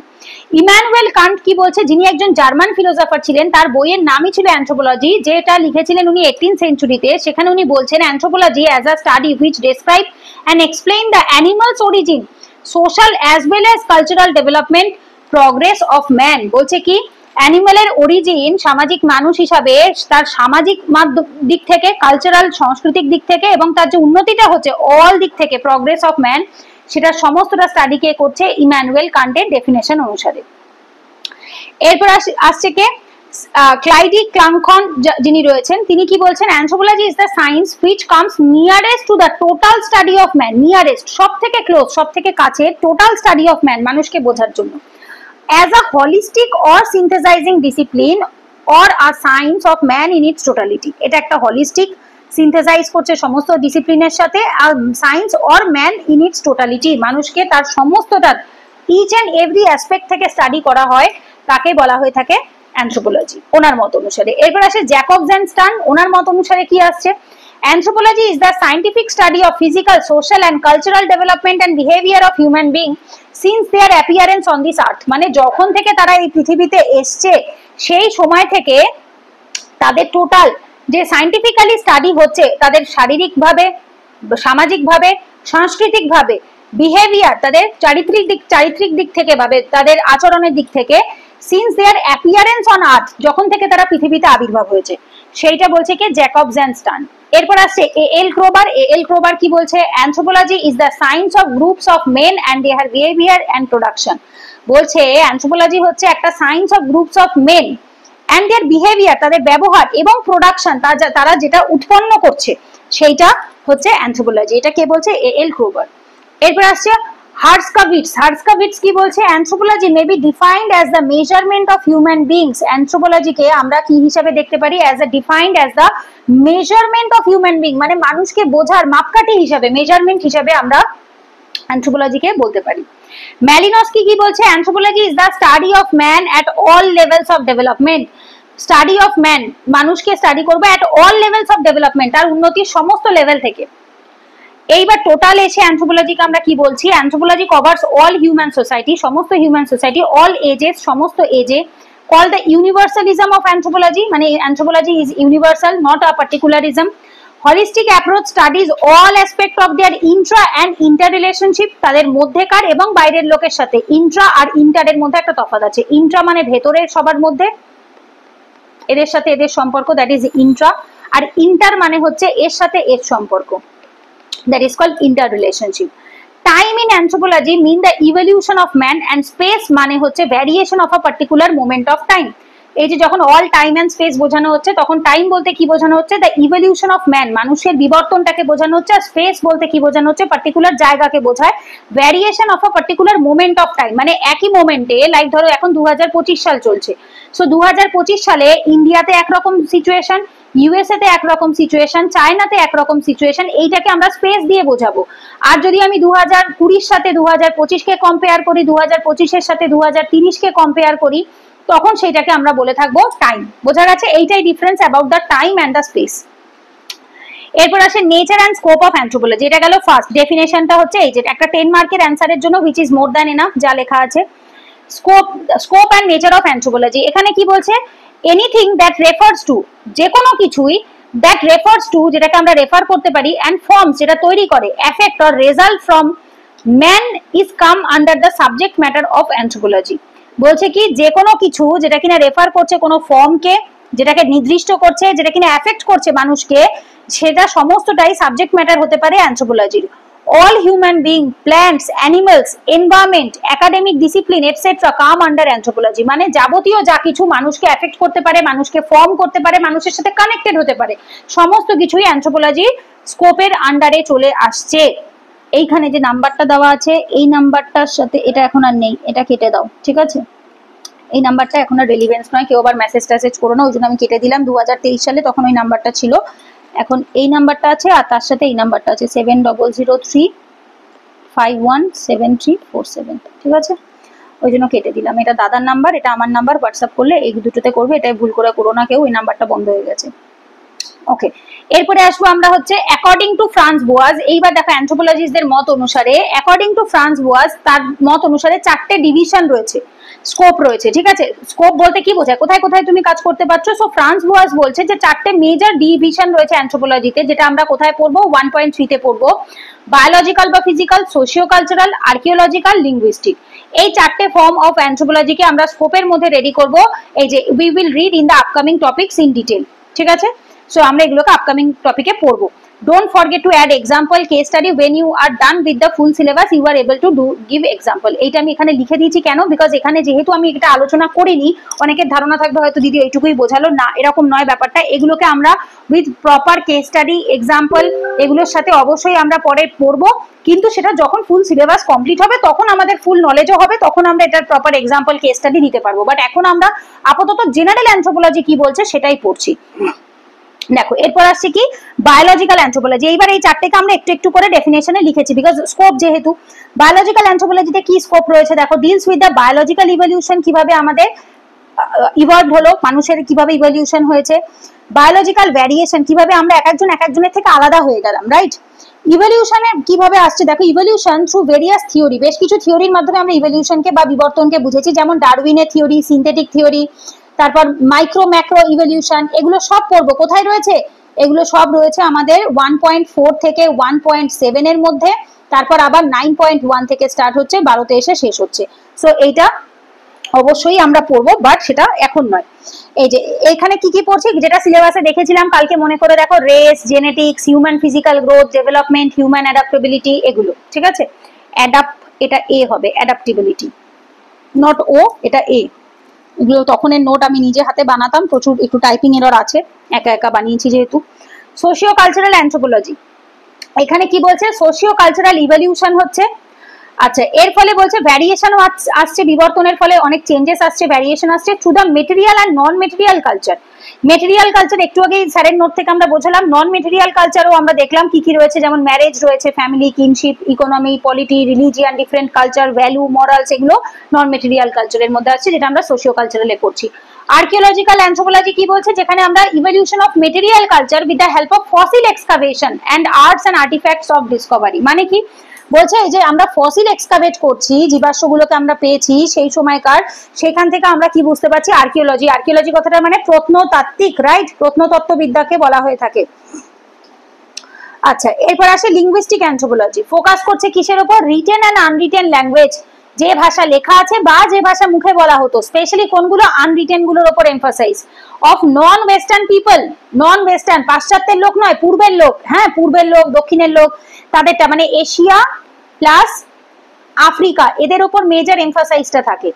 ল্যাঙ্গুয়েজ, স্পেশালি ইউরোপিয়ান বা ল্যাঙ্গুয়েজ ফ্যামিলি থেকে যারা বিলং করে তাদের, studies through the evolution and variation of language, বলছে কি স্টাডি করা হচ্ছে through the evolution and variation of language, ল্যাঙ্গুয়েজের ইভলভ হচ্ছে কিভাবে এবং ভ্যারিয়েশন তার ভেতর চেঞ্জেস আসছে কিভাবে, সেটা লিঙ্গুইস্টিক অ্যানথ্রোপোলজিতে আমরা পড়ছি। বলছে এইগুলো তো মেন 4টে ব্রাঞ্চ, বাট এগুলো ছাড়াও আরো অনেক ব্রাঞ্চ রয়েছে, যেমন ethno archaeology, epidemiological anthropology, ecological anthropology, nutritional anthropology, forensic anthropology, যেটা কিনা কন্টেম্পোরারি স্টাডিজ গুলো বা কত 12 নাম্বার পয়েন্টে রয়েছে, 12 নাম্বার সিলেবাসে রয়েছে। অ্যাপ্লাইড অ্যানথ্রোপোলজি আমরা একটু আগেই দেখলাম, অ্যাপ্লাইড অ্যানথ্রোপোলজিতে হেল্প করে থাকে। বাট তারপরেও বলছে কিছু প্রবলেমস রয়েছে অ্যানথ্রোপোলজিতে, যার ফলে কি বলছে to give the explanations of the humanity explanation দেওয়ার ক্ষেত্রে কিছু কিছু কনসার্ন রয়েছে, প্রবলেমস রয়েছে। কি কি? Origin and development of species, কিভাবে স্পিসিসদের অরিজিন হলো, তারা কিভাবে ডেভেলপ হচ্ছে। Manners in which humans forms groups and develop distinctive ways of life and culture, বলছে কিভাবে হিউম্যান গ্রুপে ফর্ম হলো, কিভাবে তারা গ্রুপ করে থাকতে স্টার্ট করলো এবং তারা কি করে আলাদা আলাদা কালচার বা হচ্ছে অন্যান্য জীবনে তারা আসতে স্টার্ট করলো। Various limitations and potentials inherit in humanity, এই যে মানুষের মধ্যে ডিফারেন্ট পোটেনশিয়ালস, তাদের মধ্যে এত কর্মক্ষমতা বা কিছু প্রবলেমসও রয়েছে, লিমিটেশনসও রয়েছে, তারা কিছু করতে পারে আর কিছু করতে পারে না, এইটা কিভাবে উৎপন্ন হলো। সো মোস্টলি অ্যানথ্রোপোলজি কি নিয়ে ডিলস করে? Two main aspect, that is biological and socio cultural. যদি আমরা এটাকে মেজরলি ভাগ করি তাহলে এটা দুটো অ্যাসপেক্টে হয়। কেন বলছে দেখো, কারণ এই যে বায়োলজিক্যাল যখন বলবো না, তার ভেতরে এই ভাষাটা কানেক্টেড হয়ে যায়, কারণ লিঙ্গুইস্টিক ভাষা এমন একটা জিনিস আমরা যখন পড়বো দেখতে পাবো ভাষা অ্যাকচুয়ালি দুটো অ্যাসপেক্টের উপরেই নির্ভর করে, সোশিও কালচারের উপর নির্ভর করে, বায়োলজিক্যালের উপরও নির্ভর করে। কেন? কারণ হচ্ছে বডিতে যদি কিছু সমস্যা থাকে, লাইক ধরো জাস্ট আ সেকেন্ড, বডিতে যদি কিছু প্রবলেমস থাকে, স্পেশালি হচ্ছে প্রবলেমস বলবো না, হিউম্যান ব্রেনের মধ্যে দুটো জায়গা রয়েছে, ব্রোকিয়া আর একটা কি বেশ যেন নামটা আমি ভুলে গেছি এই মুহূর্তে, দুটো জায়গা রয়েছে, সেই দুটো তৈরি না হলে মানুষ ভাষা বলতে পারে না, মুখ দিয়ে কথা বলতে পারে না। সেই জন্য যখন প্যালিওলিথিক টাইম পিরিয়ডে লোকজন আকার ভঙ্গিমার আকারে বা অভিনয়ের মাধ্যমে তারা কি করতো, ভাষাগুলোকে এক্সপ্রেস করতো, বোঝা গেছে? সো এইটা আসছে কিসের ভেতরে, এখানে লিঙ্গুইস্টিক অ্যানথ্রোপোলজির মধ্যে আমরা দেখবো। এবার বলছে যদি মেজরলি ভাগ করি তাহলে একটা বায়োলজিক্যাল, একটা হচ্ছে সোশিও কালচারাল। কেন? কারণ হচ্ছে এই দুটোই হচ্ছে মেজর। যেমন আর্কিওলজিক্যাল অ্যানথ্রোপোলজি বা লিঙ্গুইস্টিক অ্যানথ্রোপোলজি, এই দুটো কিন্তু প্রপার নির্দিষ্ট একটা অ্যানথ্রোপোলজির মধ্যে পড়ে না, এগুলো ছোট ছোট ভাগ। কারণ আর্কিওলজি অ্যাকচুয়ালি সোশিও কালচারালেরই জিনিস পেয়েছে অথবা বায়োলজিক্যালেরই জিনিস পেয়েছে। মাথার স্কাল যখন পেয়েছে, মাথার খুলি পেয়েছে, তখন সেটা অটোমেটিক চলে গেছে বায়োলজিক্যালের মধ্যে। যখন ওদের টুলস কিভাবে ওরা বানাতো সেটা চলে গেছে সোশিও কালচারালের মধ্যে, বোঝা গেছে? সো দ্যাটস ওয়াই এই দুটো মেজর ভাগ। এরপর আসবো কি ডেভেলপমেন্ট অফ অ্যানথ্রোপোলজি আর origin and development of or history of anthropology. এখান থেকে দেখি আমরা কিছু যদি বাদ গিয়ে থাকে, অ্যানথ্রোপোলজিকে অ্যাজ আ ডিসিপ্লিন হিসেবে আসছে কবে 16th সেঞ্চুরিতে, বাট পরে মেনি ফিলোসফার্স যেমন হেরোডোটাস, অ্যারিস্টোটল এরা ইনফরমালি স্টার্ট করেছিল 16th সেঞ্চুরিতে। এই যে studies as early as possible 4th century BC. 4th century বিসিতে মানে 300 বিসিতে যখন আমাদের দেশে অশোকের টাইম পিরিয়ড চলছে, সেই রকম মানে মৌর্য পিরিয়ড যখন চলছে, সেই রকম 300 বিসি টাইম পিরিয়ডে বাইরে বিদেশে হেরোডোটাস, অ্যারিস্টোটল এরাও অ্যানথ্রোপোলজি শুরু করে। কিসের মাধ্যমে? ইন্ডিপেন্ডেন্ট ওয়ার্ক, রিসার্চ, এগুলো পরে স্টার্ট হচ্ছে 9th সেঞ্চুরি এডিতে, যদি স্টার্টিং থেকে আমরা বলি, ঠিক আছে? বাট সেগুলো প্রপার ওয়েতে, কোনো সিস্টেমেটিক ওয়েতে হয়নি। পরের দিকে যখন স্টার্ট হচ্ছে, দেখো এটা ইনফরমালি স্টার্ট করছে কে? Greek philosopher Herodotus 5th century বিসিতে, এবং আদার্স ফিলোসফার যেমন হচ্ছে অ্যারিস্টোটল, স্ট্র্যাবো এরা 400 বিসি 100 বিসি রেসপেক্টিভলি এই টাইমটাতে স্টার্ট করছে। পরের পিরিয়ডে রোমান ফিলোসফার যেমন দেখো লুক্রেটিস, ট্যাসিটাস, অ্যাকুইনাস এরা মোটামুটি কন্ট্রিবিউট করছে, বাট এনাদের সম্পর্কে আমরা প্রপার ইনফরমেশন পাই না, বিকজ এনারা এত বেশি ডিটেলে কিছু করে না। একটা আনসিস্টেমেটিক বিগিনিং হচ্ছে দেখো কবে, এই যে বলছে ডিউরিং দ্য রেনেসা, ঠিক আছে, during the renaissance of Europe and systematized by the colonialism. তো এটা স্টার্ট হলেও পরের দিকে রেনেসা এবং হচ্ছে এটাকে সিস্টেমাইজড করছে কে? কলোনিয়ালিজমের টাইম পিরিয়ডে। স্পেশালি হার্বার্ট স্পেন্সার যিনি হচ্ছেন একজন সোশিওলজিস্ট ছিলেন, ফ্রেঞ্চ রেভলিউশনের টাইম পিরিয়ডে 16 to 17 সেঞ্চুরির সময় তিনি অ্যানথ্রোপোলজির কথা বলে। প্রথমবার টার্মটাকে কয়েন হচ্ছে কবে? 16th সেঞ্চুরি থেকে জার্মান প্রফেসর যিনি ছিলেন মাইকেল ডে মন্টেগনি বা জিন বোডিন, ব্লেজ পাস্কাল, এনারা কি করে? এটাকে ডিফারেন্সিয়েট করার চেষ্টা করে অন্যান্য ডিসিপ্লিনের থেকে। বলছে যে এটা যে অন্যান্য সাবজেক্টের থেকে কতটা আলাদা সেটাকে ওনারা আলাদা করার চেষ্টা করে। এরপর আসে হিস্টোরি ন্যাচারালি, একটা বই রয়েছে যেটা একজন ফ্রেঞ্চ ন্যাচারালিস্ট লিখেছিলেন জর্জ অ্যান্ড বাফন। ইনি প্রথমবার এখানে অ্যানথ্রোপোলজি সম্পর্কে কথা বলেন এবং সেখানে উনি 2টো ভলিউমে বইটা বার করে। এরপর ভয়েজ অফ দ্য বেগল 1845 এবং on the origin of the species by the means of natural selection ডারউইনের বই 1859 যেখানে Charles Darwin were the most important works. Charles ডারউইনের থেকে অ্যাকচুয়ালি সিস্টেমেটিক ওয়েতে স্টার্ট হচ্ছে। সো এর আগে যে নোটটা আমরা দেখলাম যেটা হচ্ছে চার্লস ডারউইনের সময় থেকে স্টার্ট হচ্ছে, that is the systematic study, but unsystematic ওয়েতেও কিছু কাজ হয়েছে, সেগুলো এখানে এক্সট্রা ইনফরমেশন আছে এই অবধি। This all are extra information যেটা আগের নোটে ছিল না। সিস্টেমেটিক বিগিনিং থেকে তোমরা ওই নোটটাতে পেয়েছো। ফিজিক্যাল অ্যানথ্রোপোলজি সোশিও কালচারাল অ্যানথ্রোপোলজিকে অ্যাজ আ সেপারেট ব্রাঞ্চ হিসাবে নিয়ে আসছে কবে, 19th সেঞ্চুরিতে। জোফান বি ব্লুমেন বা যিনি রয়েছেন তিনি কন্ট্রিবিউট করছেন ওল্ডেস্ট ব্রাঞ্চ হিসাবে ফিজিক্যাল অ্যানথ্রোপোলজিকে, এবং হার্বার্ট স্পেন্সার এবং অগাস্টি কোমটে যারা সোশিও কালচারাল অ্যানথ্রোপোলজিতে কন্ট্রিবিউট করছে। সো দুটো অ্যানথ্রোপোলজিতে ভাগ করছে এবং স্টার্ট করছে, একটা ফিজিক্যাল একটা সোশিও কালচারাল। এটা সিস্টেমেটিক বিগিনিং কবে আসছে, 1859 পর থেকে, যখন ডারউইনের ওই থিওরিটা দিল তারপর থেকে। এরপর আসে টি.কে. পেনিম্যান, উনি তার বইটাতে কি বলছেন, 100 ইয়ার্স অফ অ্যানথ্রোপোলজি 1935, উনি 4টে ফেজ অফ গ্রোথ অফ অ্যানথ্রোপোলজির কথা বলেছে, যে ফেজগুলোকে এখানে আলোচনা করা হয়েছে। একটা হচ্ছে ফর্মুলেটরি ফেজ, একটা হচ্ছে কনভার্জেন্ট ফেজ, একটা হচ্ছে কনস্ট্রাকটিভ ফেজ, একটা হচ্ছে ক্রিটিক্যাল ফেজ। ফর্মুলেটিভ ফেজ হচ্ছে 1835 আগে, যখন গ্রিক এবং রোমান স্কলার যেমন সক্রেটিস, অ্যারিস্টটল, প্লেটো এরা কিছু লিখেছেন বা বলেছেন।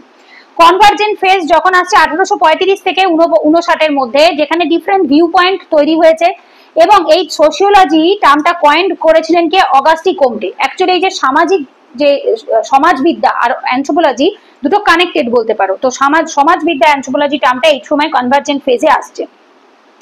এরপর আসে কনস্ট্রাকটিভ ফেজ, যেটা 1859 থেকে 1900 চার্লস ডারউইনের ল্যান্ডমার্ক বই অরিজিন অফ স্পিসিস, যেখানে কিনা দুটো থিওরি আসছে, অর্গানিক এবং ক্লাসিক্যাল অথবা কালচারাল থিওরি। এরপর এই সময় কালচারাল থিওরিজ যারা ছিলেন, যেমন এই.ভি. টেলর, এল.এইচ. মর্গান, যারা ইউনিলিনিয়ান বা সিকোয়েন্সিয়াল ম্যানারে বিশ্বাসী ছিল, যেটা আগের নোটেও আমরা দেখলাম, যেটাতে সেপারেট ইন্ডিপেন্ডেন্ট ডিসিপ্লিন তৈরি হচ্ছে 1884-তে, কোথায়, অক্সফোর্ড ইউনিভার্সিটিতে। এবং ডব্লিউ.এইচ.আর. রিভার, যাকে আমরা শর্টে রিভারই বলে থাকি, ডব্লিউ.এইচ.আর. রিভার, যিনি কিনা কি করছেন, লেড করছেন টরেস স্ট্রেট এক্সপিডিশন। উনি টরেস স্ট্রেটে একটা এক্সপিডিশন করছেন 1898-এ, যেটা কিনা ফার্স্ট সিস্টেমেটিক ফিল্ড ওয়ার্ক ছিল, which is very very important. রিভারের করা প্রথম ফিল্ড ওয়ার্ক কবে, 1898-এ, 1898-এ। এরপর আসে ক্রিটিক্যাল ফেজ, যেটা 1900 থেকে 1935-এর মধ্যে, যে সময় ব্রাউন র্যাডক্লিফ স্টাডি করছে Onge tribe of Andaman and Nicobar island, and develop করছে একটা স্ট্রাকচারাল ফাংশনালিজম থিওরি তৈরি করছে, যেটা ক্রিটিক্যাল ফেজের মধ্যে পড়ছে। Social structure and social institutions এগুলো তৈরি করছে, কে করছে, ওঙ্গে ট্রাইবকে স্টাডি করছে আন্দামান নিকোবর আইল্যান্ডে, কে করছে, ব্রাউন র্যাডক্লিফ করছে। আচ্ছা, এরপরে ম্যালিনস্কি সেম কাজ করছে কোথায়, ট্রব্রিয়ান্ড আইল্যান্ডার্সদের সাথে। কি টেকনিক ইউজ করছেন, participant observations which contributed the functionalism and economic anthropology. Participant observation, উনি ওই মেম্বারদের মধ্যে একজন পার্টিসিপেন্ট হয়ে ওদের সাথে থাকতে স্টার্ট করে, ওই সেম ভাবে কাদের মধ্যে, ট্রব্রিয়ান্ড আইল্যান্ডার্সদের মধ্যে। এগুলো আমরা পরে ট্রাইবাল অ্যানথ্রোপোলজির সময় ডিটেলে পড়বো, সোশিও কালচারাল বা থিওরির সময়ও ডিটেলে পড়বো, কেস স্টাডিজ গুলো পড়বো। Which contributed functionalism and economic anthropology, এটা ফাংশনালিজম বা ইকোনমিক অ্যানথ্রোপোলজিতে হেল্প করছে। এরপর 1920 পর থেকে পিজেন্ট সোসাইটি, চাষিদের যে সমাজ রয়েছে সেটাকে স্টাডি করছে রবার্ট রেডফিল্ড, যিনি পায়োনিয়ার করছেন। লিটল এবং গ্রেট ট্র্যাডিশন আমরা পড়বো, সিলেবাসে আছে, তার সাথে ফোক সোসাইটি, পিজেন্ট সোসাইটি কেমন। এই সময় অ্যানথ্রোপোলজি শুধুমাত্র আর ট্রাইবাল সমাজের মধ্যে লিমিটেড ছিল না, বরং সমস্ত সমাজের সাথেই কানেক্ট হতে স্টার্ট করলো, এবং অ্যানথ্রোপোলজিকে সমস্ত সমাজেই স্টাডি করা স্টার্ট হচ্ছে। 1935 থেকে এখন অব্দি অ্যানথ্রোপোলজি কি ফলো করে এসছে দেখো, ইন্টারন্যাশনাল ইন্টারডিসিপ্লিনারি অ্যাপ্রোচ, ইন্টারডিসিপ্লিনারি, একটা দেশের মধ্যে নয়, সমস্ত দেশের সাথে কানেক্ট করে, ইন্টারডিসিপ্লিনারি, একটা সাবজেক্টের সাথে নয়, অনেকগুলো সাবজেক্টের সাথে কানেক্ট করে এই অ্যাপ্রোচটা আসে, এবং এটা কন্ট্রিবিউট করছে many field such as psychological, medical, defence, economic, government policy formulation, many more, এগুলোকে ফর্মুলেট করছে। এরপর আসছে ফ্রান্স বোয়াজ, যিনি কিনা ফার্স্ট অ্যানথ্রোপোলজি প্রফেসর ছিলেন, কোথায়, United States of Clark University, ম্যানচেস্টারে। তো তিনি এখানে কি বলছেন, এবং ফার্স্ট কোর্স যিনি কি প্রোভাইড করছেন, জেনারেল অ্যানথ্রোপোলজি অফার করা হচ্ছে 1835-এ, কোথায়, ইউনিভার্সিটি অফ ভারমোন্টে। ঠিক আছে, এগুলো একটু ডেটা হিসাবে ইনফরমেশন অ্যাজ এ অ্যান্সারের ইন্ট্রো বা কনক্লুশনে লিখলে ভালো নাম্বার আসে, সেই জন্য অ্যাড করেছিলাম।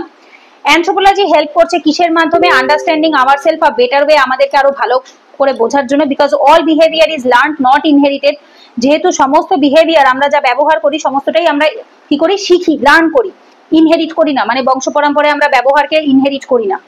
কালচারাল রিলেটিভিজম কি করছে, ব্রেক করে দিচ্ছে boundary between the different culture, এক একটা কালচারের মধ্যে যে বাউন্ডারি ছিল সেই কালচারাল রিলেটিভিজম এসে সেটা ভেঙে দিচ্ছে। Break the myth like racial superiority, এই যে মিথ ছিল যে একটা ইউরোপিয়ানরা একটা সুপিরিয়ার রেস থেকে বিলং করে, এটাকে, এই মিথটাকে ভেঙে দিচ্ছে। Ethnocentrism and so call savage nature of ট্রাইবরা হচ্ছে স্যাভেজ বা বর্বর, তো যাযাবর বা হচ্ছে এদেরকে অসভ্য জাতি, বর্বর জাতি বলা হতো, এই কনসেপ্টটাকেও ভেঙে দিচ্ছে। সো পরে স্পেশাল ব্রাঞ্চ আসছে as a political, legal, genetic anthropology, যেটা কিনা কন্ট্রিবিউট করছে অ্যাপ্লাইড অ্যানথ্রোপোলজির ক্ষেত্রে, সেটা আমরা পরে দেখবো। ঠিক আছে, সো এখানে এসে তোমাদের এই ফার্স্ট টপিকটা কমপ্লিট হচ্ছে। এটা আমার নোটে দেওয়া ছিল 2023 সালের ব্যাচের নোটটা, আমি একবার একটুখানি দেখে নিলাম যদি কিছু এক্সট্রা ইনফরমেশন থাকে। ইয়েস, এক্সট্রা ইনফরমেশন আছে অনেকগুলো, যেমন হচ্ছে এই ডেফিনেশনস গুলো এক্সট্রা আছে, আবার স্যারের নোটেও অনেক কিছু এক্সট্রা আছে যেটা আমার নোটে নেই। তো দুটো নোটকেই মিলিয়ে এখান থেকে পড়তে পারো, যদি মনে হয় দুটোকে প্রিন্ট আউট বার করে নিতে পারো সেটাও করতে পারো, অথবা বেসিক্যালি অ্যাকচুয়ালি এগুলো শেষ হয় না, তুমি আবার এর সাথে আরো 2-3টে বই পড়ো, আরো এক্সট্রা ইনফরমেশন পাবে। সো অ্যাকচুয়ালি কেউ বলতে পারবে না যে কারোর নোটটা কমপ্লিট বা ফুল এক্সস্টিভ নয়, কারোর নোটই এক্সস্টিভ নয়, না কোনো বই, না কোনো টিচারের নোট বা কোনো কন্টেন্ট রাইটারের নোট। তো অ্যাকচুয়ালি আমাদেরকে নিজেদেরকেও একটু এফোর্টস দিতে হবে, শুধুমাত্র অন্ধের মতো টিচারের নোটও শুধু পড়ে যাবো এরকম নয়, বা শুধু বই পড়ে যাবো এরকম নয়, একটু ইনফরমেশন কালেক্ট করতে হবে, বুকস থেকে পড়তে হবে আমাদেরকে, বই থেকে পড়তে হবে, নোটস থেকে পড়তে হবে, তারপরে নিজেদেরকে অ্যান্সার রাইটিং ফরম্যাটে, অ্যান্সার রাইটিং কোশ্চেন অ্যান্সার ফরম্যাটে, ঠিক আছে, কোশ্চেন অ্যান্সার ফরম্যাটে নিজেদের হ্যান্ড রিটেন নোট বানিয়ে রাখতে হবে। হ্যান্ড রিটেন নোট যাতে একটা কপি হয়, পেপার 1 এর কপি, পেপার 1 এর একটা কপি হবে, পেপার 2 এর একটা কপি হবে, যেখানে সমস্ত প্রিভিয়াস ইয়ার কোশ্চেন্স গুলোকে কোশ্চেন অ্যান্সার ফরম্যাটে লেখা থাকবে, এবং সেই অ্যান্সারের যে কন্টেন্ট হবে সেটা বই থেকে থাকবে, দিদির নোট থেকে থাকবে, স্যারের নোট থেকে থাকবে, সবটা মিলিয়ে থাকবে। বোঝা গেছে? সো এইভাবে আমাদের প্রথম টপিক, দ্যাট ইজ হচ্ছে 1.1 টপিক অ্যানথ্রোপোলজি ক্লাসের 2 নম্বর ক্লাস কমপ্লিট। যদি ক্লাস দেখার পরে, এটা যেহেতু রেকর্ডেড ক্লাস, কোনো ডাউট থাকে গ্রুপে জিজ্ঞেস করবে, তোমাদের যে টেলিগ্রাম গ্রুপ রয়েছে সেখানে জিজ্ঞেস করবে, আদারওয়াইজ আমাদের মান্থলি তো একটা ডাউট ক্লিয়ারিং সেশন হবে, সেদিনকেও জিজ্ঞেস করতে পারো। যদি মনে হয় এতদিন অবধি অপেক্ষা করবে না, গ্রুপে অডিও করে জিজ্ঞেস করে নেবে, আমি অডিও করে গ্রুপে বুঝিয়ে বলে দেবো। ঠিক আছে, চলো ক্লাসটা কমপ্লিট করছি, নেক্সট ক্লাসে দেখা হচ্ছে। আর যদি কোনো অসুবিধা হয়, কিছু থাকে, অবশ্যই জিজ্ঞেস করে নেবে।